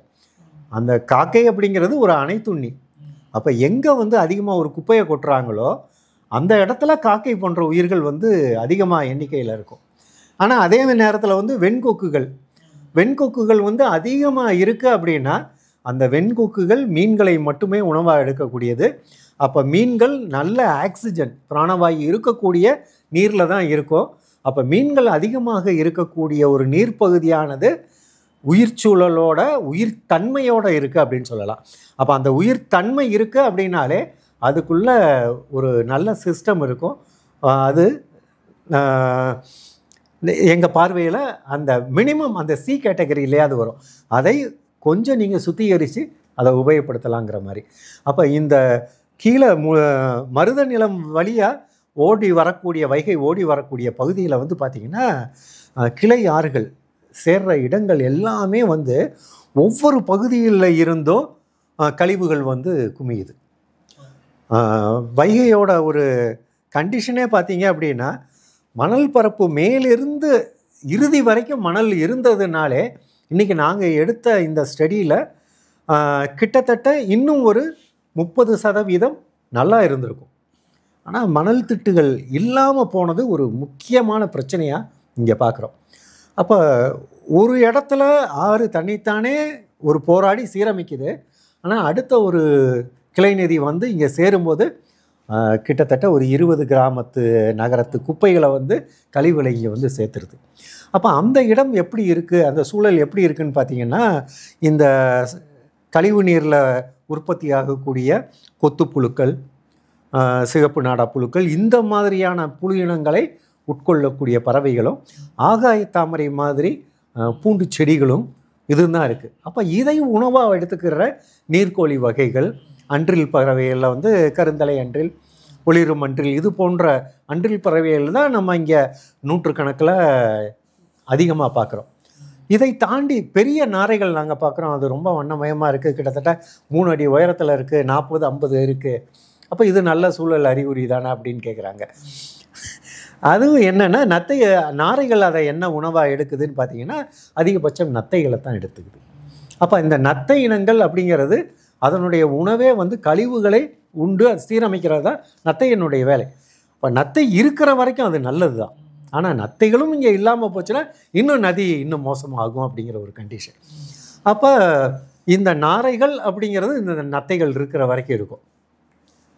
இதை தாண்டியும் சில இடங்களில் மீன்கள் நாங்கள் பார்க்குறோம். சரி, என்ன வகை மீன்கள்னு பார்த்தீங்கன்னா சம்பந்தமே இல்லாமல் ஆப்பிரிக்கா கண்டத்தில் இருந்து இருக்கக்கூடிய சில வகை மீன்கள். அதே போல் திலேப்பி அப்படிங்கிற மீன் வகைகள் நமக்கு அதிகமாக உணவு தேவைகளுக்காக வேற்று நாடுகளில் இருந்து இங்கே அறிமுகப்படுத்தப்பட்டது.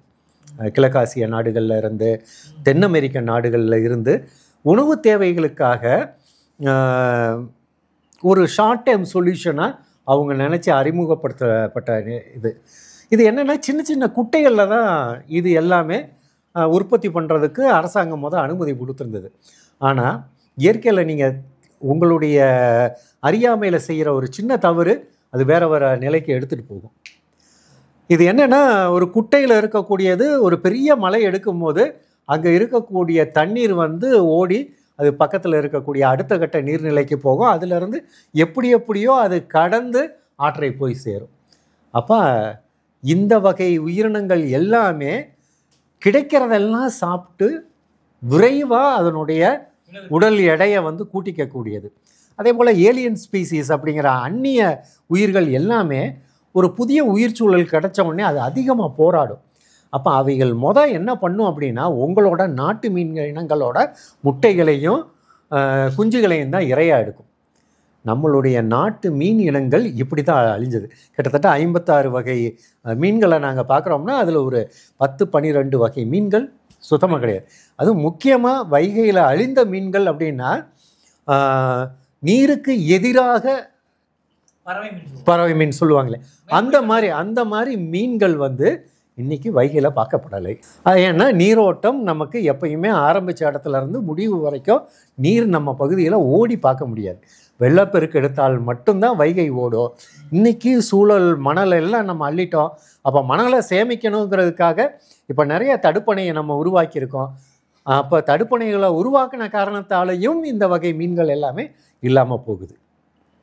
சரி, அப்போ அந்த வகை மீன்களை இங்கே கொண்டு வந்து நம்ம அறிமுகப்படுத்தினா அதெல்லாம் வந்துடுமா அப்படின்னா, இயற்கையில் நீங்கள் ஒரு தடவை ஒரு சீரழிவை ஏற்படுத்திட்டிங்கன்னா திரும்ப அதை ரெக்கவரே பண்ண முடியாது. ஏன்னா இந்த வெளியேருந்து கொண்டு வரப்பட்ட மீன்கள் இருக்கு இல்லையா, இதனுடைய சினை முட்டைகள் 5 வருஷம் ஒரு இடத்துல தண்ணியே ஓடலைனாலும் உயிர்த்தன்மையோட அந்த இதில் இருக்கும். ஆனால் நம்மளுடைய நாட்டு மீன்களுக்கு அந்த போராட்ட குணம் அதனோட ஜீனில் இருக்காது. இது ஓடிக்கிட்டு இருந்த நதி தானே அப்படின்னா அதுக்கு அந்த வாழ்வியல் தகவமைப்போடு இருக்கும். இந்த பிரச்சனைகள் சமீபத்தில் 50 ஆண்டுகளுக்குள்ளே ஏற்படுத்தப்பட்ட இந்த பிரச்சனைகள் அதோட ஜீனில் இருக்காது. ஆனால் அந்நிய மீன்களுக்கு இது ஒரு உயிர் பயத்தை கொடுக்குற ஒரு இதிலேயே அதனுடைய சர்வைவல் ரேட்டு வந்து கூடும் உங்களுக்கு. ஸோ இது எல்லாம் தான் எங்கேயோ நம்ம பண்ணுற ஒரு தப்பு, அதனுடைய பின் தாக்கம் நீங்கள் பின்விளைவுகளை நிறைய ஏற்படுத்தும். இப்போ கண்டிப்பாக நமக்கு மூல வைகையில் இருக்கிற விவசாயிகளுக்கு அவன் அங்கே பூச்சி மருந்து அடிக்கிறப்பையோ இல்லை அங்கே இருக்கிற உயிர் சூழலை கெடுக்கும் போதோ இல்லை அந்த நதி நீரை வந்து ஒரு சிற்றாரை மாற்றி அவனுடைய வயலுக்கு திருப்பும் போது இது வைகை ஆற்றோட வளத்தை குறைக்கிறோம்னு அவனுக்கு அங்கே தெரியாது. ஆனால் அது ராமநாதபுரத்துலையும் பரமக்குடி பக்கத்துலேயும் இருக்கிற ஒரு விவசாயிக்கு அந்த வழி தெரியும். அந்த வழியை இந்த 2 பேரும் உணர்ந்துக்க போகிறதே கிடையாது. ஸோ அப்போ நாங்கள் எடுத்த ஆய்வின்படி பார்த்தோம் அப்படின்னா இந்த பல்லுயிர் சூழலோட எண்ணிக்கையில் மேலே இருக்கிறதுக்கும் கீழே இருக்கிறதுக்கும் சம்மந்தமே இல்லாமல் இருக்குது. சரி, இதெல்லாம் சரி. அப்போ கடல்ங்கிறது அடுத்து நெய்தல் நிலப்பரப்பு ஒரு பெரிய நிலப்பரப்பு. அதனுடைய அங்கே அந்த நெய்தல் நிலத்தில் கடலில் இருக்கக்கூடிய கடல் மீன்கள் அது முட்டை வைக்கிறது எங்கே வைக்கும் அப்படின்னா இந்த ஆற்று கழிமுக பகுதிகளில் தான். ஏன்னா ஆற்று பகுதியிலேருந்து வரக்கூடிய நீர் அதிகமான பிராணவாயுவை எடுத்துகிட்டு வரும். அந்த ஓடு தளம்ங்கிறது வந்து ரொம்ப தாழ்வாக இருக்கும். அப்போ அதுக்கான பிராணவாயு வந்து ஈஸியாக கிடைக்கும். அப்போ இந்த கடல் மீன்கள் ஆழப்பகுதியில் இருக்கக்கூடிய கடல் மீன்கள் கூட இந்த கழிமுக பகுதியில் தான் வந்து சினை முட்டையை வைக்கும். அப்போ அந்த இடத்துல எப்படி இருக்கணும்னா அந்த உயிர்ச்சூழல் நிறைய புல் சார்ந்து இருக்கணும், பவளப்பாறைகள் இருக்கணும். இதெல்லாம் இருந்துச்சுன்னா இந்த மீனோட முட்டைகள் வந்து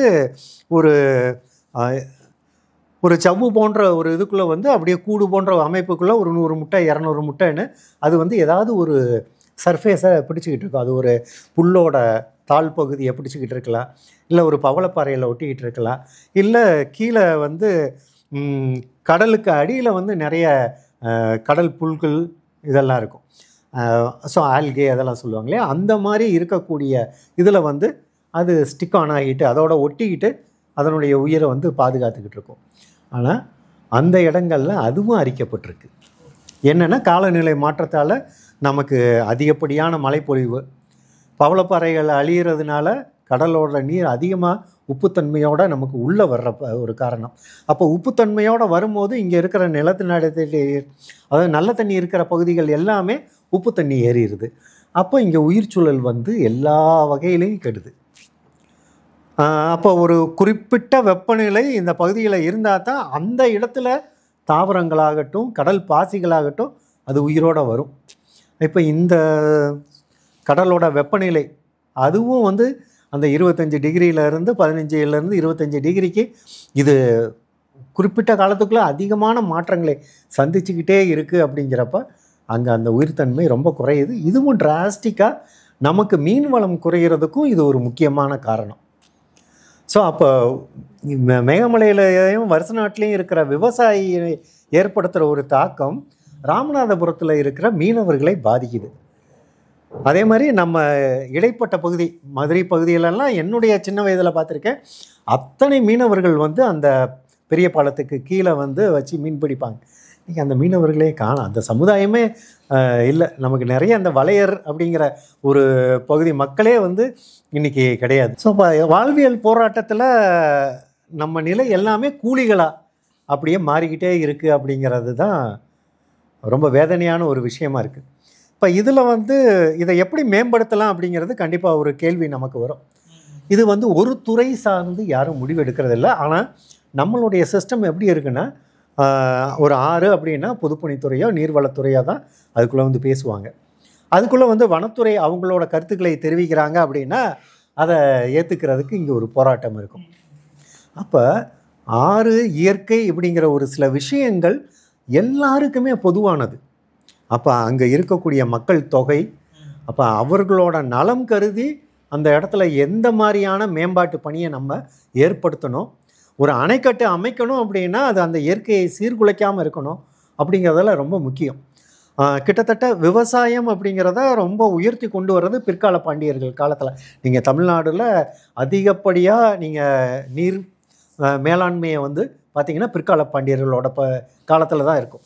ஊருக்கு ஒரு குளம் இருக்கும் மக்களோட பயன்பாட்டுக்கு, அப்புறம் ஒரு குட்டை விலங்குகள் கால்நடைகளை எல்லாம் பார்த்துக்கிறதுக்கு, கோயிலுக்குன்னு ஒரு கிணறு இல்லை ஒரு ஊற்று இப்படி ஏதாவது ஒன்று ஏற்படுத்தியிருப்பாங்க.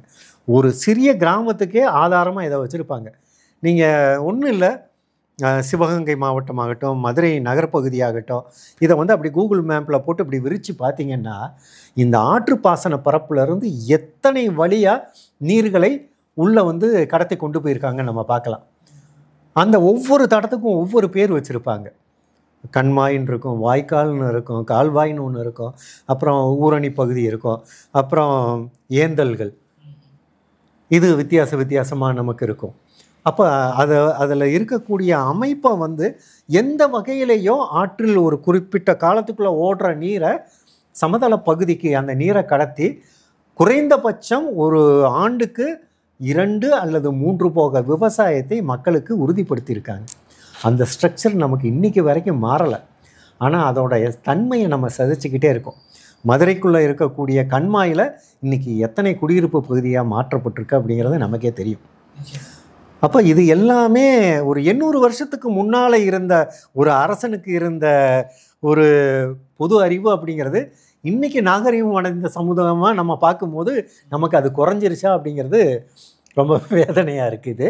இது எல்லாமே நம்மளே கேட்டுக்க வேண்டிய கேள்விகள். இப்போ இதில் எல்லாத்துலேயுமே நாங்கள் அரசாங்கத்தையும் குறை சொல்ல முடியாது. ஏன்னா ஒரு அரசாங்கம் ஒரு நல்ல தண்ணீரை வீட்டுக்கு கொடுக்குது, ஆனால் அதை நம்ம திருப்பி ஒரு பொதுவான இடத்துக்கு திருப்பி கொடுக்கும்போது எப்படி கொடுக்குறோங்கிற ஒரு இதே வந்து பொறுப்புணர்ச்சியே நம்ம யாருக்குமே இல்லை அப்படிங்கிறத தான் பார்க்குறேன். எல்லா இடங்களையும் நம்ம அரசாங்கத்தையும் குறை சொல்கிறதுக்கு வழி இல்லை. நமக்கும் பொறுப்பு வேணும். நமக்கான பொறுப்பை இன்னும் அதிகப்படுத்துகிற வேலையை அரசாங்கம் பண்ணணும்.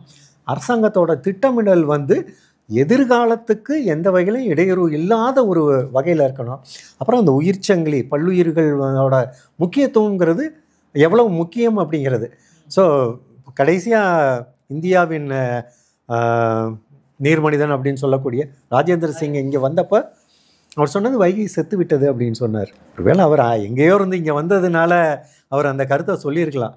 ஆனால் அந்த கருத்தை நம்ம ஏற்றுக்கக்கூடாது. என்னையை பொறுத்த வரைக்கும் வைகையை எங்களுக்கு இன்னும் நம்பிக்கை இருக்குது. 1% இன்னும் உயிரோடு இருக்குது. நான் 3 இந்த 10 பாயிண்ட்டாக பார்த்தோம் இல்லையா? ஸோ அதில் ஒரு பங்கு வந்து உயிர்ப்புத்தன்மையோடு இருக்குது. இன்னும் 2லேருந்து 4 பங்கு அதை காப்பாற்றிடலாம் அப்படிங்கிற இது இருக்குது. அப்போ அடுத்த கட்டம் ஒரு 20 ஆண்டு திட்டம் போடுங்களேன். நமக்கு பெரிய உதாரணம் லண்டனில் இருக்கிற தேம்ஸ் நதி. அது பயன்பாட்டுக்கே இல்லாமல் போயிடுச்சு அப்படின்னாங்க. அதை இன்றைக்கி படகு விடுற மாதிரி மாற்றிருக்காங்க இல்லையா? அதை ஏன் நம்ம செய்ய முடியாது? அங்கே வந்து எல்லாருமே மக்கள் தொகையை சொல்லுவாங்க, மக்கள் தொகை இங்கே அதிகமாக இருக்குது. யாரும் மக்கள் தொகை குறைவாக இருக்கிற இடத்துலையே மக்கள் பொறுப்புணர்வோடு நடந்துக்கிட்டாங்கன்னா அவ்வளோ பெரிய மாற்றத்தை கொண்டு வருதுன்னா, இங்கே இவ்வளோ பெரிய மக்கள் தொகை இருக்கிற இடத்துல எல்லா மக்களும் பொறுப்புணர்வோடு வந்தால் நீங்கள் என்னங்க லண்டன் தேம்ஸ் என்னங்க வைகையை வந்து எங்கேயோ கொண்டு போயிடலாம். ஸோ அப்போ இந்த நம்பிக்கையை இழக்கக்கூடிய நதிகளுக்கு நம்ம இங்கே எடுக்கக்கூடிய முன்முயற்சிகள் ஒரு மாதிரியாக இருக்கணும் அப்படிங்கிற ஒரு நோக்கத்தில் தான் எங்கள் நால்வரின் பயணம் வந்து இருந்தது. ஸோ ஒவ்வொருவரோட பங்களிப்பு, ஒவ்வொருவரோட பார்வையில் இதனுடைய டீட்டெயில்ஸு அதிகமாக இது மேற்கோள் காட்டப்பட்டது. ஸோ இதை அரசாங்கத்துக்கு கொடுத்துருக்கோம். இப்போ ஸோ இதற்கான தொடர் நடவடிக்கைகள் இருந்துக்கிட்டே தான் இருக்கும். எங்கள் வகையில் எவ்வளவு முயற்சிகள் செய்து இதை ஆவணப்படுத்த முடியுமோ அது எல்லாம் நாங்கள் செஞ்சுக்கிட்டு இருக்கோம். குறிப்பாக இப்போ வந்து நம்ம பகுதியில் முதல்ல வந்தால் வெறும் பாறைகளை கூட பார்த்தீங்கன்னா அதிகமாக நரி இருந்தது. மலைப்பகுதியில் சொல்லவே வேண்டாம், அதிகமாக இருந்தது. பெரும்பாலும் மலை அழகுமலை கூட நரி செய்தோம். நாங்களாம் சின்ன வயசுல கேட்டிருக்கோம். ஆனால் இப்போ இந்த வைகையை மூலத்திலேயாவது நான் கேட்குறேன், இப்போ நகரங்களாக மாறிவிட்ட பகுதியில் விட்டு மூலப்பகுதியிலாவது நரிகள் இருக்கிறதா இல்லையா? இல்லை, நரி அப்படிங்கிற விலங்கு வந்து அது ஒரு புல்வெளிக்காட்டு உயிரினம். அது வந்து அடர்ந்த காடுகளுக்குள்ளே இருக்கிற உயிரினம். அது சவானா அப்படின்னு சொல்கிறாங்க இல்லையா, புல்வெளியாக இருக்கக்கூடிய பகுதியில் இருக்கக்கூடிய ஒரு உயிரினம். இன்றைக்கி வந்து பார்த்திங்க அப்படின்னா நமக்கு நிறைய புள்ளிமான்கள் வந்து அது எந்த வகையிலையும் நிறைய எல்லா இடங்கள்லையும் இருக்குது. அப்போ அதனுடைய எண்ணிக்கையும் மயில்களோட எண்ணிக்கையும் கட்டுப்படுத்திக்கிட்டு இருந்தது இங்கே இருக்கக்கூடிய குள்ள நரி, வங்கு நரி அப்படின்னு சொல்லுவாங்க. குழி தோண்டி இருக்கக்கூடியது அது சிறிய நரியினம். அதுலேயே பெரிய நரியினமாக இருக்கிறது பெருநரி அப்படின்னு சொல்லுவாங்க. ஆங்கிலத்தில் வந்து அதை கோல்டன் ஜெக்கல் அப்படிம்பாங்க. கிட்டத்தட்ட ஒரு வளர்ந்த நாயின் உருவத்தில் அது இருக்கும். இவைகளோட முக்கியமான உணவாக வந்து நம்ம பார்த்தது எல்லாமே வந்து பறவைகளும் அந்த கொறிக்கும் விலங்குகள், முயல், எலி, இது மாதிரி. ஸோ அப்போ அது விவசாயிகளுக்கும் அது நன்மையை தான் செஞ்சுக்கிட்டு இருந்தது. ஆனால் இங்கே பிரச்சனை எங்கே வந்ததுன்னா, கோழி பண்ணை மாதிரி திட்டங்கள் வந்து வரும்போது இது கோழியை பிடிக்கிறதுக்கு அதுக்கு, ஏன்னா ஒரே இடத்துல ஏகப்பட்ட உயிர் இருக்கிறப்ப விருந்து வச்ச மாதிரி ஆகிடும். அப்போ நரிகள் அங்கே வரும்போது இந்த மக்கள் என்ன பண்ணுறாங்க, அந்த கறிக்குள்ளே விஷத்தை வச்சு அங்கங்கே வைக்கிறாங்க. ஸோ அப்படி நிறைய பகுதிகளில் வந்து நரிகள் 70க்கு பின்னால் வந்து அழிந்து போனது. ஸோ நரிகள் இந்த வகையில் வந்து அழிக்கப்பட்டதுனால என்ன ஆச்சு அப்படின்னா, இந்த தாவரங்களை அதிகமாக உட்கொள்ளக்கூடிய மானினங்களாகட்டும், மயில்கள் விதையிலிருந்து கொஞ்சம் நாற்று வரும்போதே அதை உருவி சாப்பிடக்கூடிய மயிலினங்கள், முளைவிட்ட இதை வந்து எப்பயுமே பறவைகள் விரும்பி உண்ணும். அப்போ இந்த மாதிரி இவங்க தானியத்தை போடுவாங்க, போட்ட உடனேயே 4வது நாள் மயில் இறங்குச்சு அப்படின்னா எல்லாத்தையும் அது சாப்பிட்டு போயிடும். ஸோ இந்த மாதிரி சிக்கல்கள் ஏன் உருவாகுது அப்படின்னா, அதை சமநிலைப்படுத்துகிற நரிகளை வந்து நீங்கள் விஷம் வச்சு கொண்டுட்டீங்க. இதற்கப்புறம் வந்து இன்னொரு மூட நம்பிக்கை, நரியை பார்த்தா அதிர்ஷ்டம் வரும் அப்படின்னு. ஸோ 70களில் வந்து நீங்கள் மதுரைக்குள்ளேயே பயணப்பட்டிருந்தீங்கன்னா, ஆமாம், நரி பல் எடுக்கிறது இப்படிங்கிற நிறைய இது இருக்கும். அதை கழுத்தில் போட்டுக்குவாங்க, கள்ளப்பட்டியில் வச்சுக்குவாங்க, இப்படியெல்லாம் நிறைய நம்பிக்கைகள் சார்ந்து போயிட்டு இருந்தது. மதுரைக்குள்ளே வந்து பார்த்திங்கன்னா 70 காலகட்டத்தில் 2ஆம் நிலை சமநிலைப்படுத்துகிற கொல்லுண்ணிகள் வந்து அழிக்கப்படுது. அதில் வந்து நீங்கள் நம்ம நரிகளை மட்டும் சேர்க்க முடியாது. இன்றைக்கி மதுரைகளில் வந்து நீங்கள் 70-80 காலகட்டத்தில் பார்த்த கரும்பருந்துகள் இன்றைக்கி எதுவுமே கிடையாது. ஸோ கிட்டத்தட்ட பார்த்தீங்க அப்படின்னா, அந்த அரசமரம், விநாயகர் கோயிலில் இருக்கிற அரசமரமாகட்டும், கீழவாசல் பகுதியில் இருக்கிற அரசமரம், அதே போல் மீனாட்சி கல்லூரியும் அமெரிக்கன் கல்லூரிலையும் இருக்கக்கூடிய மரங்களில் எண்ணற்ற பறவைகளோட கூடுகளை பார்க்கலாம். இலையுதிர் காலத்தில் அந்த மரங்களில் வெறும் கூடுகள் மட்டுமே 1000 கணக்கில் தெரியும். ஸோ நான் கடைசியாக செம்பருந்தை வைகை ஆற்றுல பார்த்தது, மதுரைக்குள்ளே பார்த்தது 2012 ஒரே ஒரு பறவையை. என்னோடய பள்ளி காலத்தில் வந்து கரும்பருந்து அப்படிங்கிறது சத்தம் கேட்காம நான் காண்பாளையம் பகுதியிலேருந்து கீழவாசல் பகுதியை வந்து சேர முடியாது. ஒவ்வொரு வீட்டு மேலே இருந்து அந்த கரும்பருந்து வந்து ஒரு குரல் கொடுத்துக்கிட்டே இருக்கும். அத்தனை கூடுகள் இருக்கும், காக்கை கூடுகளுக்கு ஈக்குவலாக இருக்கும். ஆனால் இன்றைக்கி காக்கையோட கூடையே நீங்கள் பார்க்க முடியல. காக்கை கூடு எங்கே கட்டி இருக்குன்னு பார்த்தா அதை விட வருத்தம், நம்ம பெரிய பாலம் இருக்கு இல்லையா, ஆல்பர்ட் பாலத்தில் இருக்கக்கூடிய லேம்ப் போஸ்ட்டில் வந்து காக்கைகள் கூடு கட்டியிருக்கு. இது வந்து ஒரு சவாலாக தான் பார்க்குறேன். அது தன்னோட கடைசி முயற்சியாக நான் இப்படியாவது வாழ்ந்துறேன் அப்படின்ட்டு அது ஒரு போராட்டமாக தான் நம்ம அதை பார்க்குற மாதிரி இருக்குது. சரி, வெண்பொக்கு ஒரு விஷயம் சொன்னீங்க, அது வந்து அழிவுகளுடைய அடையாளமா அல்லது நல்ல நீர் வளமான இருக்கான அடையாளமா? குறிப்பாக இன்னொன்று சொன்னீங்க, நீர் நாய்ங்கிறத ரொம்ப அறிவுப்பட்ட மாதிரி கேள்விப்படம் நீங்கள் மூலையில் இருக்குன்றீங்க. அது எந்த நிலையில் இருக்கிறது? அந்த 1ஆம் நிலையில் இருக்கிறதா அல்லது அதுவும் இதுக்கு ஏதாவது சிக்கல் ஏற்படுது? பொதுவாக ஒரு நல்ல சூழ்நிலை இருக்கக்கூடிய, நீரோட்டம் இருக்கக்கூடிய பகுதிகளில் அடித்தட்டு, அதாவது ஆற்றினுடைய அடிப்பகுதி வந்து பூமியுடன் ஒரு மண் திட்டால் அமையப்பட்ட பகுதியாக இருக்கணும். பாறாங்கல்லாம் இருந்துச்சு அப்படின்னா அந்த இடத்துல நீர் வந்து அப்படியே ஓடிடும், தார் ரோட்டில் தண்ணி ஓடுற மாதிரி ஓடிடும். அப்போ மணல் இருக்கக்கூடிய பகுதிகளில் நீர் வாங்கி உள்நின்று அதனுடைய வேகம் குறைந்து ஓடும்போது அங்கே மீன் வளம் கூடும். அப்போ இந்த மீனை டிபெண்ட் பண்ணி தான் அதிகமான வெண்கொக்குகள் வரும். நீர்நாயோட முக்கிய உணவே மீன்களும் நண்டுகளும் மட்டும்தான். அப்போ இந்த இரண்டோட கழிவுகள் இருக்கு இல்லையா, இந்த கழிவுகள் இது போக அங்கே இருக்கக்கூடிய உயிர்ச்சூழல் மிக்க நீர் தாவரங்கள் இது அழுகி போகும் ஒரு காலகட்டத்தில். அப்போ இதை சமநிலைப்படுத்துறதுக்கு நமக்கு ஆமைகள் இங்கே ஒரு முக்கியமான பங்கு வகிக்குது. நமக்கு இன்றைக்கி நில ஆமைகளும் பார்க்க முடியாது, நீர் ஆமைகளும் பார்க்க முடியாது. இவைகள் எல்லாமே என்னன்னா ஒரு உரத்தன்மையை மாற்றக்கூடியது, கெட்டு போகிற ஒரு விஷயத்தை உரமாக மாற்றக்கூடிய ஒரு வேலையை அதை உட்கொண்டு அதில் ஒரு பாக்டீரியாவோ ஒரு பூஞ்சையோ உற்பத்தி ஆகாமல் அதை உணவாக எடுத்து அடுத்து அதை கழிவாக கொண்டு போகுது. இதனுடைய கழிவை திரும்ப மீன்கள் மறுசுழற்சி பண்ணும். அப்போ இங்கே இந்த சுழற்சியை ஏதோ ஒரு உயிரினத்தை நீங்கள் அழிச்சிட்டிங்கன்னா இது எல்லாமே அழியும். அப்போ இந்த மீன்களையும் இது நீர்நாயையும் வெண்கொக்குகளையும் நீங்கள் எங்கே பார்க்கலாம்னா, எங்கே மணல் மேவி ஒரு ஆறு ஓடுதோ ஆறு நிற்கிதோ இல்லை ஆறு ஓடுதோ அந்த இடத்துல தான் இதை நீங்கள் பார்க்க முடியும். அதிகமாக சிற்றோடையாக இருந்தாலுமே அங்கே நீங்கள் அதை பார்க்கலாம். குறிப்பாக அந்த சிலேபி மீனை சொன்னீங்க, சிலேபி மீன், கட்லா அதெல்லாம் அது என்ன அது உணவாகவும் நல்ல உணவா? இன்னொன்று நம்மளுடைய நாட்டு மீன்கள்லாம் அழிச்சா சொன்னீங்க. சிலேபி மீன் எதோட அறிகுறி? அதாவது அதை என்னுடைய ஆரம்ப கட்டத்தில் அதை ஜிலேபி கண்டாம்பாங்க. அது திலேப்பியா அப்படிங்கிற ஒரு சொல்லு தான் அது. அந்த திலேப்பி அப்படிங்கிறது தான் பின்னால் மருவி ஜிலேபின்னு அது மாறினது. திலேபி அப்படி ஆமாம் அது அதான் சொல்கிறேன் இல்லையா, அது போராட்ட குணம் மிக்க மீன். அது எங்கே நீங்கள் விட்டீங்கனாலும் அங்கே கிடைக்கிறது எல்லாத்தையும் முழுங்கும்.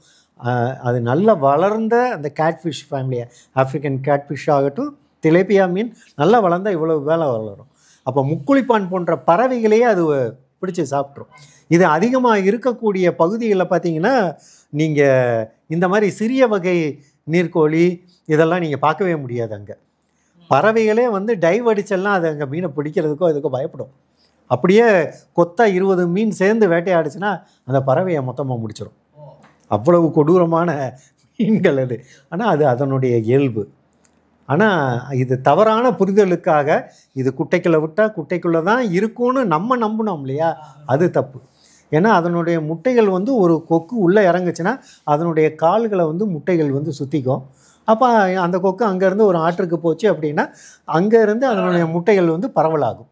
இதை நீங்கள் கட்டுப்படுத்தவே முடியாது. குட்டைகளில் மட்டும் இல்லை சார், அவங்க அணைகள்லையுமே அறிமுகப்படுத்திட்டாங்க. 1960 இல்லை அது உணவு அப்படின்னா அதை நீங்கள் கூறு போட்டு பார்த்தீங்கன்னு வச்சுக்கோங்களேன், அதுக்குள்ளே எல்லாத்தையுமே நீங்கள் கெமிக்கலாக தான் பார்க்கணும். ஸோ நமக்கு வயிறை இது நிரப்புதா, அதுதான் இன்றைய அரசனுடைய பிரச்சனை. மக்களுக்கு ஏதோ ஒரு வகையில் உணவு கிடைக்கணும், அதில் என்னென்ன உயிர் சத்துக்கள் இருக்குன்னு அவங்க பட்டியலிடணும். ஆனால் அது யாரையாவது நம்ம டிபெண்ட் பண்ணி இருக்கிற மாதிரி ஒரு சூழல் போகுது பார்த்தீங்களா, அதுதான் இங்கே. ஏன்னா அதற்கான குஞ்சுகளைனாலும் நீங்கள் மீன் பண்ணையிலேருந்து தான் வாங்கி கொண்டு வந்து இங்கே விடணும். நீங்களாக ஒரு உயிர் சூழலை வச்சு இது உருவாகுமானா அது உருவாகாது. எத்தனை வகையான மீன் வகைகள் போச்சு? இப்போது இந்த மீன்களை பொறுத்தவரையும், இப்போது நன்னீர் மீன்களை பொறுத்தவரையும் ஒரு 58 வகையான மீன்களை நம்ம ஆவணம் செய்தோம். இப்போ மதுரை இயற்கை பண்பாட்டு அறக்கட்டளை தொடர்ச்சியாக செய்த ஆய்வில் ஒரு 32 வகை மீன்களை நன்னீர் மீன்களை ஆவணம் செய்தோம். அந்த 1 கிலோமீட்டர் கூடிய நீர்நிலைகளையும் கணக்கில் எடுத்துக்கிட்டோம், ஐய ஆற்றையும் கணக்கில் எடுத்துக்கிட்டோம். இதில் தொடர் அரிட்டாப்பட்டி ரவிச்சந்திரனையும் குறிப்பிடணும். அவர் இந்த பணிகளில் முக்கியமாக என் கூட இணைஞ்சார். அவர் அது துவக்க கட்டத்திலே செஞ்சார். அவரோட சேர்ந்து என்ன செஞ்சோம், 32 மீன்கள். இப்போ இதுக்கு முன்னாடி நம்ம இதை ஒப்பிட்டு பார்க்குறதுக்கு வேறு ஏதாவது டேட்டா இருக்கான்னு பார்க்கும்போது, வைகை அணை, சாத்தியார் அணை, இது மாதிரியான அணைப்பகுதிகளில் மதுரை மாவட்டத்தில் இருக்கக்கூடிய அணைப்பகுதி, அன்றைய மதுரை மாவட்டத்தில் இருக்கக்கூடிய அணைப்பகுதி 1989 காலகட்டத்தில் திருமதி இந்திரா அவர்கள் சுவாலஜிக்கல் சர்வே ஆஃப் இந்தியா அதுக்கு ஒரு ஆய்வு ஆவணம் செய்து கொடுத்துருக்காங்க. அதில் அவங்க ஒரு 33 வகை மீன்களை ஆவணம் செய்திருக்கிறாங்க. அவங்க 33 செஞ்சுருக்கிறாங்க, நம்மகிட்ட ஒரு 32 இருக்குது. இது ரெண்டையும் ஒப்பிட்டு பார்க்கும்போது அவங்க செய்த 33 இதில் நம்மகிட்ட இருக்க 32 ஒரு 19 மீன்கள் அவர்கள் செய்த ஆய்வில் இருக்கக்கூடிய பட்டியல் நம்மகிட்ட இல்லை.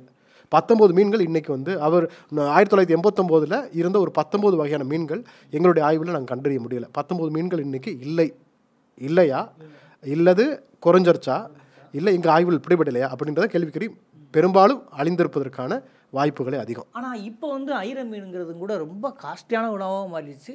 ரொம்ப கம்மாய்களையோ குட்டைகளையோ வாய்க்காலில் நிறையாவே பிடிச்சிக்கிற அனுபவங்கள். நெல் வயலுக்குள்ள சரியாக சொன்னீங்க. இப்போ அது அருகி போனதோடைய அடையாளம் என்ன? ஏற்கனவே ரவீந்திரன் சார் சொன்னது மாதிரி இதெல்லாம் நன்னீர் மீன்கள். நன்னீர் மீன்களினுடைய இப்போ ஏன்னா ஆறு நன்னீராக இருந்தால் தானே உங்களுக்கு அந்த மீன்கள் இருக்கும். ஆமாம், அதை சொன்னேன் இல்லையா. இப்போ வந்து இன்றைக்கி நாம் மதுரை மாவட்டத்தில் வந்து எடுக்கக்கூடிய நீர் எல்லாமே அதாவது 5ஆம் தரத்தில் இருக்கக்கூடிய நீர் தான். அதை வந்து வேளாண்மைக்கோ இல்லை தொழிற்சாலைக்கோ பயன்படுத்தக்கூடிய நீர் தான். இந்த மீன்களுக்கு பழக்கப்பட்டதில்லை அதனுடைய பரிணாம வளர்ச்சியில். ஆனால் இந்த தண்ணீர்லையும் நம்ம திலேப்பி மாதிரியான மீன்களையும் அந்த தேளி அப்படின்னு சொல்கிற கேட்ஃபிஷ் வந்து அந்த மீன்களையும் தான் இன்றைக்கி நம்ம பெரும்பாலும் பார்க்க முடியுது. நம்முடைய நாட்டு மீன்கள் இல்லை. அப்போ நம்முடைய இந்த மீன்கள் இல்லாத ஒரு வைகையை தான் நம்ம வந்து இன்றைக்கி பார்க்குறோம். அதனுடைய நீர் தரம் கெட்டு போயிருக்கின்றதான் அதனுடைய.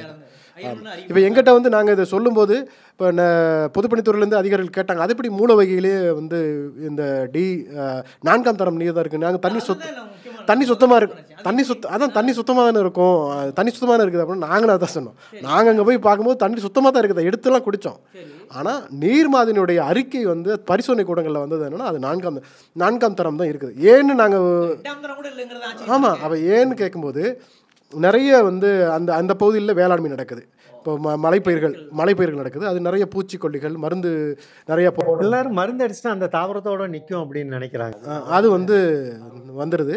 சார் சொன்ன அங்கே நீர்நாய்கள், அதாவது இப்போ காட்டுக்கு ராஜாங்கிறது வந்து எப்படி நம்ம சிங்கத்தையோ புலியோ குறிப்பிடுறோம், அது மாதிரி முல்லைத்திணைக்கு நம்ம வந்துட்டோம்னா இப்படி நரிகளை குறிப்பிடுறோம். அது மாதிரி ஒரு ஆற்றினுடைய உயிர் சூழலை வந்து இந்த ஆறு நல்லா இருக்குது அப்படின்னு சொல்லணும்னா அதை வந்து நம்ம நீர்நாயோடு ஒப்பிட்டு சொல்லலாம். நீர்நாய் இருக்குதுன்னா அங்கே நன்னீர். இப்படி இப்போ நீங்கள் வந்து நீர் நல்லா இருக்குதுன்னா நாணல் புற்களும் மரங்களில் காஞ்சி மரங்களும் அவர் சொன்னாரோ அது மாதிரி ஆற்றுக்கு நீர்நாய். அப்படி நீர்நாய் வந்து வைகைக்கும் நீர்நாய் இருக்குது அப்படிங்கிறது ஒரு முக்கியமான செய்தி. அதை வந்து இன்றைக்கி பல நேரங்களில் அது வேட்டையாடப்படுறதாக, எண்ணெய்க்காக வேட்டையாடப்படுறது. இன்றைக்கும் அது வந்து அங்கே கொஞ்சம் கொஞ்சமாக முன்னாடி நிறைய நடந்தது, இன்றைக்கி வந்து அது அரிதாக இருக்குது, ஆனாலும் நடந்துகிட்ருக்குது அப்படின்ட்டு அந்த வாலிப்பாறை பகுதி மக்கள் நமக்கு சொன்னாங்க. அதை வந்து பாதுகாக்க வேண்டிய திட்டங்களை வனத்துறை வந்து அதை செயல்படுத்தணும். இப்போ உள்ள ஆய்வின்படி வந்து எங்களுக்கு ரொம்ப ஒரு குறுகிய காலம் தான் நாங்கள் எடுத்துக்கிட்டோம். இப்போ இந்த அறிக்கையை தாண்டி இன்னும் கொஞ்சம் டீட்டெயில்டு இந்த பல்லுயிர்கள் சார்ந்த ஆய்வில் இன்னும் கொஞ்சம் டீட்டெயிலானது அப்படின்னா இந்த நீர்ப்பகுதிகளை சார்ந்து இருக்கக்கூடிய தாவரங்கள், இந்த தாவரங்களை சார்ந்து இருக்கக்கூடிய பூச்சி இனங்கள். ஸோ அப்போ அந்த பூச்சி இனங்களில் முக்கியமாக நம்ம எடுத்துக்கிறது பட்டாம்பூச்சிகளையும் வண்ணத்து பூச்சிகளையும் இதில் வந்து எடுத்துக்கலாம். ஏன் அப்படின்னா இவைகள் எல்லாத்துக்குமே ஹோஸ்ட் பிளான்ட்னு ஒன்று இருக்கும். அது அந்த தாவரத்தில் மட்டும்தான் தன்னுடைய முட்டைகளை எடுக்கும். எந்த பூக்கள்னாலும் அது மகரந்தத்தை எடுத்துக்கலாம், மதுரத்தை எடுத்துக்கலாம். அதோட இதை வந்து மகரந்த சேர்க்கைக்கு அது உதவி பண்ணலாம்.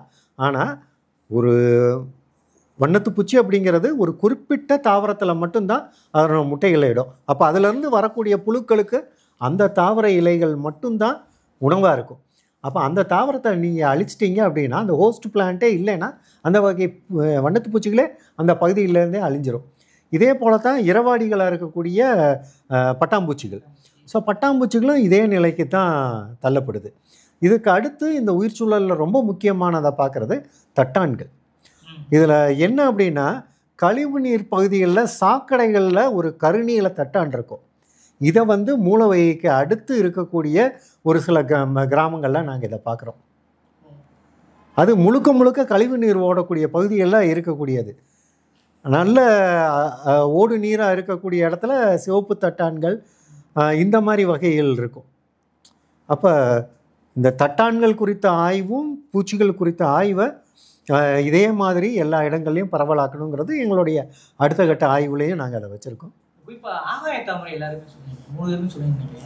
அது வந்து பார்த்தீங்கன்னா முதல்ல நல்ல சோலைக்காடாக இருக்குது, அப்புறம் புதற்காடாக இருக்குது, தண்ணி வருது, அப்புறம் சம்பை இருக்குது, அப்புறம் ஆகாய தாமரை. அப்போ இதுலேயே ஒரு வரிசையிலே ஒரு தொடர்ச்சி தெரியுது. அப்போ ஆகாய தாமரைங்கிறது இப்போ அம்மாயிரோட பார்க்குறோம், வண்டி இருக்கு மேலே கூட அதிகமாக இருக்குது. அது எதனோட அறிகுறி?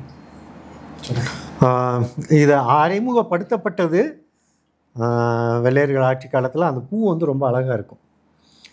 ஸோ அது அவங்களுடைய அழகுணர்ச்சியில் இந்த மாதிரி தென் அமெரிக்க தாவரங்கள் இதெல்லாமே, ஏன்னா அவங்களுடைய ஆட்சி நிறைய நாடுகளில் இருந்தது. அங்கே எதெல்லாம் அவங்களுக்கு அழகாக இருந்துச்சோ அவனுக்கு அங்கேருந்து இந்தியாவுக்கு ட்ரான்ஸ்ஃபர் வந்துச்சுன்னா அங்கே அவனுக்கு பிடிச்ச விஷயங்களை எல்லாம் கொண்டு வந்து இங்கே சேர்ப்பாங்க. அவர் இப்படி அறிமுகப்படுத்தப்பட்ட தாவரங்கள் மட்டுமே இன்றைக்கி கிட்டத்தட்ட 40% நம்மளுடைய பல்லுயிர் சூழல் மொத்தத்துலேயும் இது பரவி இருக்குது. குறிப்பாக இப்போ நம்ம கடலோரத்தில் பார்த்திங்கன்னா அலையாத்தி காடுகள் ரொம்ப அதிகமாக இருந்திருக்கு. அதுக்கான காரணம் கூட சொல்லப்படுது.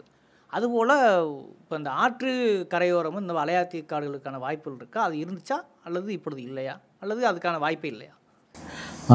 எல்லா ஆறுகளுக்குமே வந்து கழிமுகம்னு ஒன்று இருக்கும். அந்த கழிமுகத்தில் வந்து அலையாத்தி காடுகள் இருக்கும். வைகைக்கு இருக்கா அப்படின்னா இருக்குது, ரொம்ப சிறிதளவில் இருக்குது. உமரி அப்படின்னு சொல்லக்கூடிய ஒரு தாவரம் இருக்குது. கண்டல்னு சொல்லக்கூடிய ஒரு சிறுமரம் வந்து இருக்குது. அந்த பகுதியில் உள்ள தொண்டியுள்ள பகுதியில் மக்களில் வந்து கண்ணா செடி அப்படின்னு சொல்லுவாங்க. அது சங்க இலக்கியத்தில் வந்து கண்டல் அப்படிங்கிற பெயரால் வந்து குறிப்பிட்டிருக்காங்க. அதுக்கப்புறம் வந்து அடும்புன்னு சொல்லுவாங்க.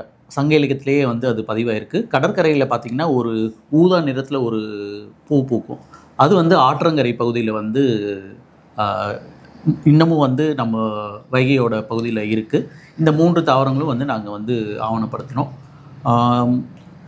இது தவிர்த்து இருக்கா அப்படின்னா ரொம்ப ரொம்ப குறைவான நிலப்பரப்பில் தான் வந்து இந்த அலையாத்தி காடுகள் இருக்குது அப்படிங்கிறது ரொம்ப வருத்தத்துக்குரியது. இதற்கு காரணம் என்னவாக இருக்கும் அப்படின்னு பார்த்தீங்கன்னா, நம்மளுடைய ராமநாதபுரத்தில் வந்து பெரிய கம்மாயின் அப்படிங்கிற கம்மாய்க்கே வந்து நம்ம அதிக அளவில் வந்து அந்த கழிமுகம் நோக்கி செல்லக்கூடிய நீரை வந்து பெரிய கம்மாய்க்கே நம்ம திருப்பிடுறதுனால அந்த பகுதிக்கு செல்ல வேண்டிய நீர் வந்து ரொம்ப கம்மியாயிருது அப்படிங்கிறது ஒரு மிக முக்கியமான ஒரு காரணம். ஓகே, இதில் எல்லாருமே கலந்து பேசும்போது சூழல் ரீதியாக அக்கறையோடு தான் எல்லாருமே பேசியிருக்கோம், மாற்றுக்கிறது கிடையாது. ஆனால் உள்ள பார்வையாளர்களுக்கு ஒன்று தோணும், இன்னைக்கு தெரிஞ்சோ தெரியாமலோ இந்தியாவிலேயே தமிழ்நாடு வந்து ஒரு மிகப்பெரிய வளர்ச்சி பெற்ற மாநிலமாக இருக்கிறது யாராலையும் மறக்க முடியாது. டேட்டாக்கள் அவ்வளவு குவிந்து கிடக்கிறது. அப்போ இன்னொரு விஷயம் சோசியல் ஜஸ்டிஸ், அந்த வகையில் சமூக நீதியின் அடிப்படையில் நம்ம முன்னோக்கி சென்றிருக்கிறோம். அது பெண் கல்வியாக இருந்தாலும் சரி, ஒடுக்கப்பட்ட சமூகம் மேல்நிலைக்கு வந்தாலும் சரி, இப்படி ஒரு பெரிய பாய்ச்சலை வந்து இந்தியாவுக்கு ஒரு முன்னுதாரணமான விஷயத்த பதிவு பண்ணிடும். அது யாரும் மறுக்க மாட்டேன்னு நினைக்கிறேன். அப்படி இருக்க சூழலில் இந்த மாதிரியான இன்னும் கலாச்சார ரீதியாக கூட அன்னைக்கு கூட நீ சாசன அரசன் இருக்கும்போது இந்த சூழல் நல்லா இருந்ததுன்னாரு. ஓகே, அன்னைக்கு ஒரு அதிகார வர்க்கம் மட்டும் தான் இருந்திருக்கும். அன்னைக்கு தொழில் புரட்சி இருக்காது. ஒரு குறிப்பிட்ட சமூகம் கூலியில் தான் இருந்திருப்பார்கள். அவர்களோட குடியிருப்பு கூட மற்ற குடியிருப்பு போயிருக்க மாட்டார்கள். அப்போ வந்து இயற்கை வந்து சூழல் கெடாமல் இருப்பல ஒரு லாஜிக் இருக்கு. ஆனால் இன்னைக்கு அப்படி இல்லை. எல்லாருமே நூறுகளாக சேர்ந்திருக்கிறோம், எல்லாருமே படித்திருக்கிறோம், எல்லோருமே அந்த வளர்ச்சி நிலைங்கிற சமநிலையை எட்டிருக்கிறோம். தொடர்ந்து தமிழ்நாடு வந்து முன்னுதாரணம் இருக்கு. அப்போ இந்த நவீன அந்த வளர்ச்சி போக்குல இந்த மனிதகுல வளர்ச்சியில மற்ற மாநிலங்களோட நம்ம முன்னேறி இருக்கும் பொழுது இயல்பாகவே இந்த மாதிரியான பாதிப்பு வருவது இயல்பு தானே. அதை தாண்டி எப்படி அதை புரிஞ்சுக்கிறது அப்படி ஒரு கேள்வி இருக்கு இல்லையா? இதை தாண்டி அதுக்கான ஒரு தீர்வு இருக்குல்ல, அதை புரிஞ்சுக்கலாம். அப்போ இந்த ரெண்டையுமே ஒப்பிட்டு பார்க்கும்போது அரசியலாக அதை எப்படி புரிஞ்சுக்கிறது? இதில் ஒவ்வொருத்தருக்கும் ஒவ்வொரு பார்வை இருக்கும். என்னோட பார்வை நான் சொல்கிறேன். ஒரு வாழ்க்கை முறைங்கிறது கண்டிப்பாக வெதநெல்லை வச்சு விருந்து வைக்கிற வாழ்க்கை முறை நமக்கு இருக்கக்கூடாது. நம்மளுடைய அடிப்படை ஆதாரமாக இருக்கக்கூடிய ஒரு உயிர் சூழலை நம்ம சுரண்டி எடுத்துட்டோம்னா இதை நீங்கள் அடுத்த தலைமுறைக்கு என்ன விட்டுட்டு போகிறீங்க அப்படிங்கிற ஒரு கேள்வி இருக்குது. நீங்கள் நல்லா இருந்துருவீங்க, ஆனால் நாளைக்கும் நம்மளுடைய தலைமுறைகள் தான் கஷ்டப்பட போகுது அப்படிங்கிற ஒரு சாதாரண ஒரு உயிரினத்துக்கு புரியறது கூட நமக்கு புரியறது இல்லை. ஒரு உயிர் சூழல் இந்த காலநிலை சரியில்லைன்னா ஒரு பறவை அந்த வருடம் வந்து இனப்பெருக்கமே செய்யாது. ஏன்னா அது முட்டையிலேருந்து குஞ்சு வந்துச்சுன்னா அதுக்கு பிடிச்சு கொடுக்க இறை இருக்காதுன்னு சொல்லி அது அந்த ஆண்டு இனப்பெருக்கத்தை ஸ்கிப் பண்ணும். ஆனால் அந்த அறிவு இன்றைக்கி மனிதன்கிட்ட இல்லையே. நமக்கு அப்புறம் 6 அறிவு இருந்து என்ன பிரயோஜனம்? ஸோ அப்போ இந்த சூழலுக்கு ஏற்ற வாழ்க்கை முறை இருக்குது. அது நீடித்த காலம் ஒரு நோயற்ற வாழ்வோடு இருக்கும். நோயற்ற வாழ்வு தான் குறைவற்ற செல்வம். நீங்கள் இன்றைக்கி பேங்க்கில் சேர்த்து வைக்கிறது ஒரு கொரோனா காலத்தில் அவங்க கையை விட்டு போயிடலாம். இதுதான் என்னோட கருத்து. இது ஏன்னா கேட்குறேன்னா, ஒருவேளை மக்கள் பெருக்கத்தினால் மட்டுமான விளைவா? ஏன்னா இன்னும் பிறக்க தலைமுறைக்கான்ற ஒரு புத்தகத்தில் சூ தெளிவாக சொல்றாரு, மக்கள் தொகை ஒரு பிரச்சனையே அல்ல. ஒரு சுழிநாட்டு குடிமகன் வந்து கிட்டத்தட்ட 32 குடும்பத்தோடைய இயற்கை வளத்தை ஒரே நேரத்தில் அவனுக்கு சோமுகத்துக்காக சொல்லுறாங்கிறது. ஆக மக்கள் தொகை பிரச்சனைங்கிறது ஒருவேளை முதலாளித்துவம் தான் நீங்க அசுரத்தமாக அளிப்பதால் வர விளைவான ஒரு கேள்வி இருக்குது. ஏன்னா நம்ம இப்போ உரையாடல்களை பலர் பார்க்கிற பொழுது என்னன்னா, குறிப்பாக அரசு சார்ந்த பார்ப்பு என்ன சொல்றாங்கன்னாக்க, இவர்கள்லாம் சூழலில் அடிப்படைவாதிகளோ அப்படிங்கிற ஒரு முத்திரை குத்துவதற்கான வாய்ப்பு இருக்கிறது. நம்ம அதையும் தாண்டி சிந்திக்கின்றதுதான் இந்த கேள்வி. முன்னாடி வந்து முன்னாடி இருந்த பொற்காலம் நம்ம சொல்லணும். முன்னாடி இருந்த நிலையை ஒப்பிடும்போது அன்றையோட உற்பத்தி முறை என்பது முழுக்க முழுக்க வேளாண்மை சார்ந்து இருந்தது. அதனால வந்து வேளாண்மைக்கு அதிகமான முக்கியத்துவம் கொடுக்கப்பட்டதுனால வேளாண்மை எதை சார்ந்திருக்குன்னா நீர்நிலைகளை சார்ந்திருக்கும். நீர்நிலை முக்கியத்துவம் பெற்றதாக இருக்கும். பிற்பாடு தொழிற்புரட்சி மாதிரியான தொழிற்புரட்சி வந்ததுக்கு பிறகு தொழிற்சாலைகளுடைய பெருக்கம் வந்து அதிகமாயிடுச்சு. அப்போ அந்த தொழிற்சாலைகளுடைய பெருக்கம் அதிகமாகும் போது என்ன ஆயிடுதுன்னா, அந்த தொழிற்சாலைகளுடைய கழிவு வந்து நீர்நிலைகளுக்கு வந்துருக்கு. உதாரணத்துக்கு இப்போ நம்ம ஊர்ல ஒரு கண்மாய் இருக்கு அப்படின்னா, அந்த கண்மாயில ஒரு ஆக்கிரமிப்பு இருக்குது. அந்த கண்மாயில ஒருத்தர் கழிவு கொட்டுறாருன்னா அதனுடைய உரிமையாளர் இருக்கக்கூடிய விவசாயி வந்து அது கேள்வி கேட்பாரு. கால்நடைகள் அது மேய்க்கிறவரு அது வந்து கேள்வி கேட்பாரு. அங்க அந்த கண்மாயில தண்ணி வத்துறதுக்கு பிறகு அதுல தோட்டம் போடுறவங்க வந்து கேள்வி கேட்பாங்க. மீனவர்கள் வந்து கேள்வி கேட்பாங்க. அப்போ ஒரு கண்மாய்க்கு வந்து பல உரிமையாளர்கள் இருப்பாங்க. அந்த உரிமையாளர்கள் அது வந்து புதுசுத்தா இருந்து அது எல்லா உரிமையாளர்களும் அதை வந்து கேள்வி கேட்பாங்க, மனு போடுவாங்க, விவசாயிகள் நேரடியாக போய் சந்திப்பாங்க. இன்னைக்கு நகரத்தில் இருக்கக்கூடிய கண்மாய் வந்து கிட்டத்தட்ட எந்த கண்மாயிலையும் நன்னீர் இல்லை, எல்லாமே கழிவுநீர் குட்டைகளாக இருக்குது. யார் போய் கேள்வி கேட்கலாம்? அப்போ அந்த கண்மாய்க்கும் எனக்குமான உறவு என்ன வரும்? இப்போ அந்த எந்த உறவுமே இல்லாத குறைஞ்சபட்சம் ஒரு கோயில் வச்சிருக்கிறாரு, ஒரு சாமியை வச்சிருக்கிறாரு, கால்நடை வச்சிருப்போம். அதை போய் அங்கே போய் புறவை எடுக்கிறதோ இல்லை முளைப்பாரி கிடைக்கிறதோ செய்வார். அப்படியான எந்த உறவும் வந்து பண்பாட்டு உறவும் நகரத்தில் இருக்கக்கூடிய மக்களுக்கு இல்லை. அவங்களுக்கு இன்னைக்கு கண்மாய் வந்து என்னவா தேவைப்படுதுன்னா ஒரு வாக்கர்ஸ் கிளப்பாக தான் தேவைப்படுது. உண்மையிலேயே நீங்கள் சொன்னது போல் நாம் வந்து தமிழ்நாடு என்பது ஒரு முன்மாதிரியான மாநிலம்.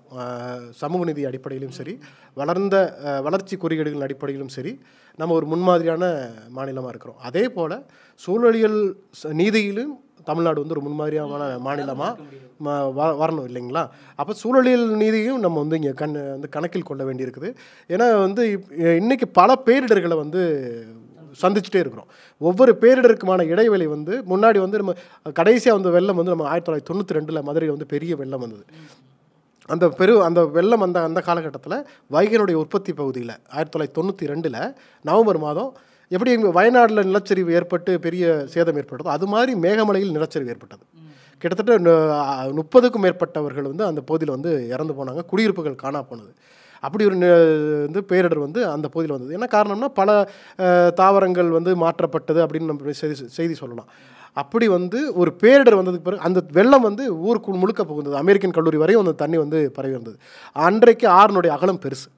இன்றைக்கி வந்து பேரிடர்கள் அடிக்கடி வந்துட்டு இருக்கக்கூடிய இந்த காலகட்டத்தில் இயற்கையினுடைய அமைப்புகள் வந்து மாற்றி அமைக்கப்பட்டால் அதை எதிர்கொள்வதற்கு இந்த நகரம் தாங்குமா இல்லைங்களா? அப்போ இது அப்படியுமே அதில் வந்து ஒரு பேரிடர் வந்ததுன்னா பாதிக்கப்படுவது மறுபடியும் எளிய மக்களாகவும் ஒடுக்கப்பட்ட மக்களாகவும். ஏன்னா ஆற்றங்கரையில் சேரிகளில் அவர்கள் தான் இருக்கிறாங்க. அவர்கள் தான் மறுபடியும் பாதிக்கப்படுவார்கள். அது மட்டும் இல்லாமல் இந்த ஒட்டுமொத்தமாக இந்த இயற்கை அமைப்பு மாறுகிற போது உயிர்களுடைய நிலைகளும் மாறுது. எப்படி வந்து ஒரு தட்டானுடைய எண்ணிக்கை குறையும் போது கொசுக்களுடைய பெருக்கம் அதிகமாகி நோய்களுக்கும் அதே எளிய மக்களும் எல்லோரும் பாதிக்கப்படுறோமோ, அப்போது இது வந்து ஒரு சங்கிலி தொடர். ஒரு உயிர் சங்கிலியில் ஒன்று குறையும் போது அதனுடைய கடைசி ஆளாக இருக்கக்கூடிய மனிதர்களோடு வந்து நேரடியாக பாதிக்கப்படுது. அப்போது சூழலியல் அடிப்படையிலும் நாம் வந்து ஒரு தொலைநோக்கு திட்டங்களை வந்து நம்ம எல்லா திட்டங்களையும் சூழலியல் நோக்கிலும் செயல்படுத்தணும். அதே மாதிரி ஆறு என்பது இப்போ பொதுப்பணித்துறைக்கிலையும் நீர்வளத்துறைக்கிலையும் இருக்குது. எப்படி இப்போ அந்த ஆறை மீட்டெடுக்கணும் அப்படின்னா எப்படி குடியிருப்பு சங்கங்களை இணைத்து கொண்டோ விவசாயிகளை விவசாய சங்கங்களை இணைப்போம், மீனவர்களை இணைப்போம். அதே மாதிரி ஒரு ஆறுனுடைய எல்லா வளர்ச்சி திட்டங்களையும் அல்லது ஒரு ரீஸ்டோரேஷன் திட்டங்கள்லையுமே கடற்கரை மீனவர்கள் சேர்க்கப்படும். இந்த ஒரு ஆற்றுக்கு மீனவர்களுக்கு ஒரு ஆற்றிலோட அந்த ஆற்றின் நீருக்கு மீனவர்கள் வந்து முக்கிய பங்குதாரர்கள். அவர்களுக்கு அந்த உரிமை இருக்குது. ஒரு ஆறு கடலுக்கு சொந்தம். அதுபோல் மீனவர்களை வந்து அந்த இதில் சேர்க்கப்படும். வந்து ஒரு மறுசீரமைப்பு திட்டம் செய்கிறோம் அப்படின்னா மீனவர்கள் சேர்க்கப்படும். இப்படி வந்து பலர் வந்து சேர்க்கப்படுறோம் இல்லைங்களா ஒரு ஆற்றினுடைய. ஆனால் ஒரு ஆறை யார் மெயின்டைன் பண்ணுறோம்? ஒரே ஒரு டிபார்ட்மெண்ட் தான் மெயின்டைன் பண்ணுது. அப்போது ஒரு ஆறு என்பது பல அரசு துறைகளினுடைய கட்டுப்பாட்டில் இருக்கக்கூடிய ஒரு அமைப்பாக இருக்கணும். அப்போ நீங்கள் அதில் எந்த மறுசீரமைப்பு முறை செய்தாலும் எல்லா துறைகளினுடைய கருத்துக்களும் அதில் இடம்பெற்று அந்த வந்து எப்படி ஒரு ஆறை மறுசீரமைப்பு செய்ய முடியும் குறித்தெல்லாம் நம்ம பேசணும். அப்படி யோசிக்கணும். தமிழ்நாடு ஒரு சமூக நீதியில் எப்படி ஒரு முன்னேறிய மாநிலமாக இருக்கிறதோ அதே போல் சூழலியல் நீதியிலும் ஒரு முன்னேறிய மாநிலமாக அமையணும். அரணெனப்பட்டதே இல்வாழ்க்கை அப்படிங்கிறது நம்முடைய வள்ளுவர் சொன்னது. இந்த இல்வாழ்க்கைக்கு அடிப்படை தேவை அப்படின்னு பார்த்தீங்கன்னா உணவு, உடை, உறைவிடம், இந்த 3 தான் ரொம்ப முக்கியமானது. இதில் உணவு அப்படின்னும் போது தாவரங்கள் தான் நம்மளுடைய மிக முக்கியமான உணவு. இந்த 6 நமக்கு வந்து அசுத்தம் அடைவதற்கு, இவ்வளவு மோசமான நிலைக்கு வர்றதுக்கு இந்த தாவரங்கள், என்ன தாவரங்களை நம்ம பயிரிடுறோம் அப்படிங்கிறது ரொம்ப முக்கியமானது. நம்ம 6 துவங்கும் இடத்துல வந்து பார்த்திங்கன்னா நிறைய தேயிலை தோட்டங்கள் வந்துருச்சு. அங்கே இயல்பான மரங்கள், ஓங்கி உயர்ந்து இருந்த மரங்கள்லாம் வந்து வெட்டிட்டு நம்ம வந்து இப்போ தேயிலை வந்து பயிரிட்டிருக்கோம். ஓங்கி உயர்ந்து இருந்தப்போ வந்து நிறைய மழை பெய்தது, நீர்வளமும் ரொம்ப. நீங்கள் மரங்கள் கூடுதல் இருக்கிறதுனால நம்மளால் விட்டு பேசுகிறது. அவர் என்ன சொன்னாருன்னா, அந்த குறிஞ்சி திணை அப்படின்னு சொல்லக்கூடிய மலையும் மலை சார்ந்த இடத்துல வந்து நிறைய ஓங்கி உயர்ந்த மரங்கள் வந்து இருந்தது. நம்ம அதெல்லாம் வெட்டிட்டு இப்போ வந்து தேயிலை பயிரிட்டிருக்கோம். பச்சை பசைன்னு இருந்தால் கூட அதை பச்சை பாலைவனம் அப்படின்னு தான் வந்து நக்கீரன் ஐயா வந்து பதிவு செய்கிறாரு. அது ரொம்ப உண்மையானது. வைகையோட குறிப்பாக மதுரை மாவட்டத்துக்குலாம் வந்து மழை பொழிவு அப்படின்னு பார்த்திங்கன்னா ரொம்பவே வந்து குறைந்து கொண்டே வருகிறது.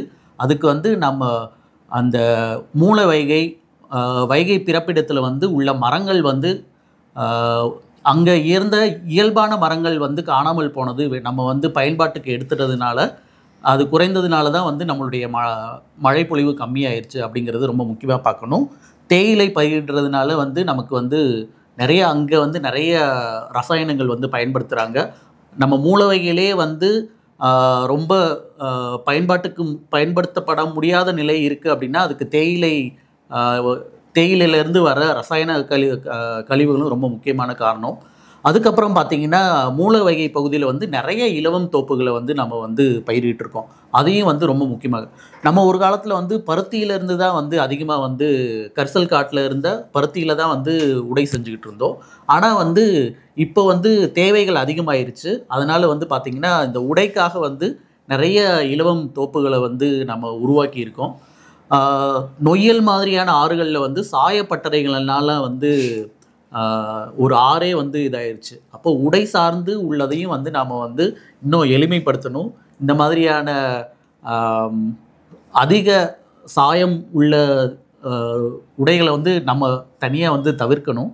அதுக்கப்புறம் பார்த்திங்கன்னா உறைவிடம்ன்ற போதும் வந்து நம்ம வந்து மிந்திலாம் வந்து ஒரு குடில் இருந்தாலே போதும் அப்படிங்கிற ஒரு மனப்பான்மையிலேருந்து இப்போ அடுக்கு மாளிகை, மாட மாளிகைக்கு வந்து நம்மளுடைய எண்ணமும் வந்து உயர்ந்துருச்சு. அதற்காக நாம் வந்து நிறைய மலைகளை இது பண்ண வேண்டியிருக்கு, ஆற்றில் இருந்து மணலை எடுக்க வேண்டியிருக்குது, நிறைய வண்ணம் பூசுவதற்காக நிறைய ரசாயனங்கள் சேர்க்க வேண்டியிருக்கு. அப்போ வந்து நம்மளுடைய மனிதனோட வளர்ச்சி அப்படிங்கிறது வந்து எண்ணம் வந்து இப்போ மாட மாளிகை கட்டினா தான் நாம் வளர்ச்சி அடைஞ்சிட்டோன்ற மனநிலை, ஆமாம், வாழ்வியலே வந்து மாறிடுச்சு. இந்த வாழ்வியல் மாறினதுனால அது இயற்கை இதாகிறதுக்கு நாம தான் வந்து மிக முக்கியமான காரணம். நம்மளுடைய இந்த மனநிலையும் ரொம்ப முக்கியமான காரணம் அப்படின்னு சொல்லணும்னு நினைக்கிறேன். நீங்கள் கேட்ட கேள்வி ரொம்ப முக்கியமானது. என்ன தீர்வு, அல்லது எப்படி நம்ம சமூக நீதி அடிப்படையில் வளர்ந்துருக்கிறோம்ல, அப்போ இந்த பாதிப்புகள் வரும் தானே அப்படின்றதும் முக்கியமான கேள்வி. இப்போ நாம் என்னென்னா, இந்த ஆய்வு வைகை நாட்டினுடைய நிலை என்ன அப்படிங்கிறத சொல்கிறது தான், இல்லைங்களா? இப்போ இதுக்கு முன்னாடி வைகை ஆற்றினுடைய நிலை என்னன்றது குறித்து நமக்கு எந்த தரவுகளும் இல்லை. மற்ற ஆறுகளுக்கு இருக்கான்னு கேட்டிங்கன்னா, ஏன்னா இது வந்து இப்போ நாம் சொல்கிற இந்த வைகை ஆற்றை வந்து ஒவ்வொரு ஆற்றோடு ஒப்பிட்டு பார்க்கலாம். இது வைகை ஆறு சந்திக்கக்கூடிய பிரச்சனை மட்டும் இல்லை, உலகம் முழுக்க ஆறுகள் சந்திக்கக்கூடிய பிரச்சனை. அப்போ அந்த உலகம் முழுக்கக்கூடிய ஆறுகளினுடைய இருக்கக்கூடிய ஒரு பிரச்சனையை ஒரு துண்டு சீட்டாக வைகை ஆற்றின் வழியாக எடுத்து வைக்கிறோம். எல்லாருடைய பிரதிபலிப்பாக இருக்கும். அப்போ இதுதான் இன்றைய ஆற்றினுடைய நிலை. இதை எப்படி மறுசீரமைக்கிறது அப்படின்னு கேட்டிங்கன்னா எங்களுக்கு சில யோசனைகள் இருக்கலாம். ஆனால் எங்கள் யோசனைகளே அது வந்து தீர்வாக இருக்குமானா, அதில் நிறைய அனுபவசாலிகள் இருக்காங்க, பேராசிரியர் இருக்காங்க, அறிஞர்கள் இருக்காங்க, அந்த நீரியல் துறை சார்ந்தவர்கள் இருக்காங்க. அப்போ ஒரு ஆற்றை வந்து நம்ம மறுசீரமைக்கணும் அப்படின்னா அந்த ஆற்றினுடைய பங்குதாரர்கள் அனைவரையும் ஒருங்கிணைத்து நம்ம வந்து ஒரு கலந்துரையாடல் செய்து அதிலிருந்து நம்ம சில திட்டங்களை வகுக்கணும். ஒரு ஆறு என்பது பொதுப்பணித்துறைக்கும் நீர்வளத்துறைக்கு மட்டும்தான் இன்றைக்கி இருக்குது. ஆனால் அந்த ஒரு ஆறு என்பது எல்லாருக்குமான வனத்துறை அதில் பங்கெடுக்கணும். ஒரு ஆற்றுக்குள்ள வந்து பல்லுயிரி வகமை தளம் வாரியம் இருக்குது, அது பங்கெடுக்கணும். இப்படி பல்வேறு அமைப்புகள் பங்கெடுத்து ஒரு ஆற்றை வந்து மேம்படுத்தணும். அரசு வந்து எப்படி ஆமாம் அரசு பல துறைகள் இருக்குது, அந்த துறைகள் எல்லாருமே அதில் பங்கெடுக்கணும். அதே மாதிரி மக்களில் விவசாயிகள் இருக்காங்க, மீனவர்கள் இருக்காங்க, சலவை தொழிலாளர் இருக்கிறாங்க, கால்நடை மேய்ச்சல் சமூகம் இருக்குது, எல்லாரும் சேர்ந்து, அதே மாதிரி கடற்கரை மீனவர்கள் இருக்கிறாங்க, எல்லாரும் சேர்ந்து இந்த ஆற்றை அப்படி வந்து எல்லோரிடமும் கருத்து கேட்டு அதுக்கான தீர்வை நம்ம நோக்கி நகரணும். அது இந்த தீர்வை வந்து பேசுவதற்கான போதுமான நமக்கு இப்போ இந்த ஆவணப்படுத்திருக்கோம். அதுக்கு இன்னும் நிறைய பட்டறிவுகள் நமக்கு தேவைப்படுது, நிறைய ஆய்வுகள் தேவைப்படுது. அதிலிருந்து நாம் வந்து தீர்வை நோக்கி நகரலாம். எப்படி தமிழ்நாடு வந்து சமூக நீதிகள் ஒரு முன்மாதிரியான ஒரு மாநிலமாக இருக்குதோ, அதே போல் சூழலியல் நீதியிலும் ஒரு முன்மாதிரியான மாநிலமாக திகழ வேண்டும் என்பதுதான் எங்களுடைய விருப்பமாக இருக்குது. சமூக நீதி, அதாவது இதில் வந்து நம்ம பொலிட்டிக்கல் பேச நினைக்கல, ஆனால் இயல்பாக அவர்கள் வந்து ரொம்ப ஆழமாக மூவருமே பேச பேச பேச கேள்விகளும் இயல்பாக இழத்தன செய்கிறது. ஏன்னா கலை யதார்த்தத்தில் என்னவா இருக்கிறது அப்படின்ற போது ஒரு பக்கம் வளர்ச்சி இருக்குது, ஒரு பக்கம் சூழல் ரீதியாக, அப்போ சமூக நீதி மட்டும் இல்லை, சமூக சூழலியல் நீதியும் ஒரு விஷயத்தை தமிழ்நாடு தான் அதுக்கு முன்னுதாரணம் இருக்க வேண்டுமோ என்கிற ஒரு மிக முக்கியமான கேள்வி எழுப்பியிருக்கிறார்கள். அது தமிழ்நாடு அரசும் இந்த கேள்வி உரையாடல் துவக்கமாக இருக்கட்டும். எல்லா சமூக மக்களுக்குமே, இயற்கையை ஒன்றி வாழ்கிற எல்லா சமூக மக்களுக்குமே, எல்லா துறைகளுக்குமே மிக முக்கியமான பொறுப்பு இருக்குது. அதையும் தாண்டி தனி மனிதர்களுக்கும் இதில் மிக முக்கியமான பொறுப்பு இருக்கிறது என்கிற ஒரு நதியை பேச ஆரம்பித்து இவ்வளவு உரையாடலை நிகழ்த்தி ஒரு ஒரு தீர்வு நோக்கி போக வேண்டியது இல்லாமல் ஒரு நல்ல உரையாடலை நிகழ்த்தி இருக்கிறது. அது சமூகத்தின் பார்வைக்கு விட இந்த உரையாடல் போதுமானது என்று நினைக்கிறேன். இந்த உரையாடலை அப்படியே மக்களின் பார்வைக்கும் அரசின் பார்வைக்கும் பல சமூக செயல்பாடுகளின் ஆர்வம் பார்வைக்கும் விட்டுவிடுகிறேன். இந்த மாதிரியான ஒரு கூர்மையான விவாத சூழலை அறக்கலையத்திற்காக இவ்வளவு நீண்ட நேரம் ஒதுக்கியதற்கு எல்லோருக்கும் நன்றி.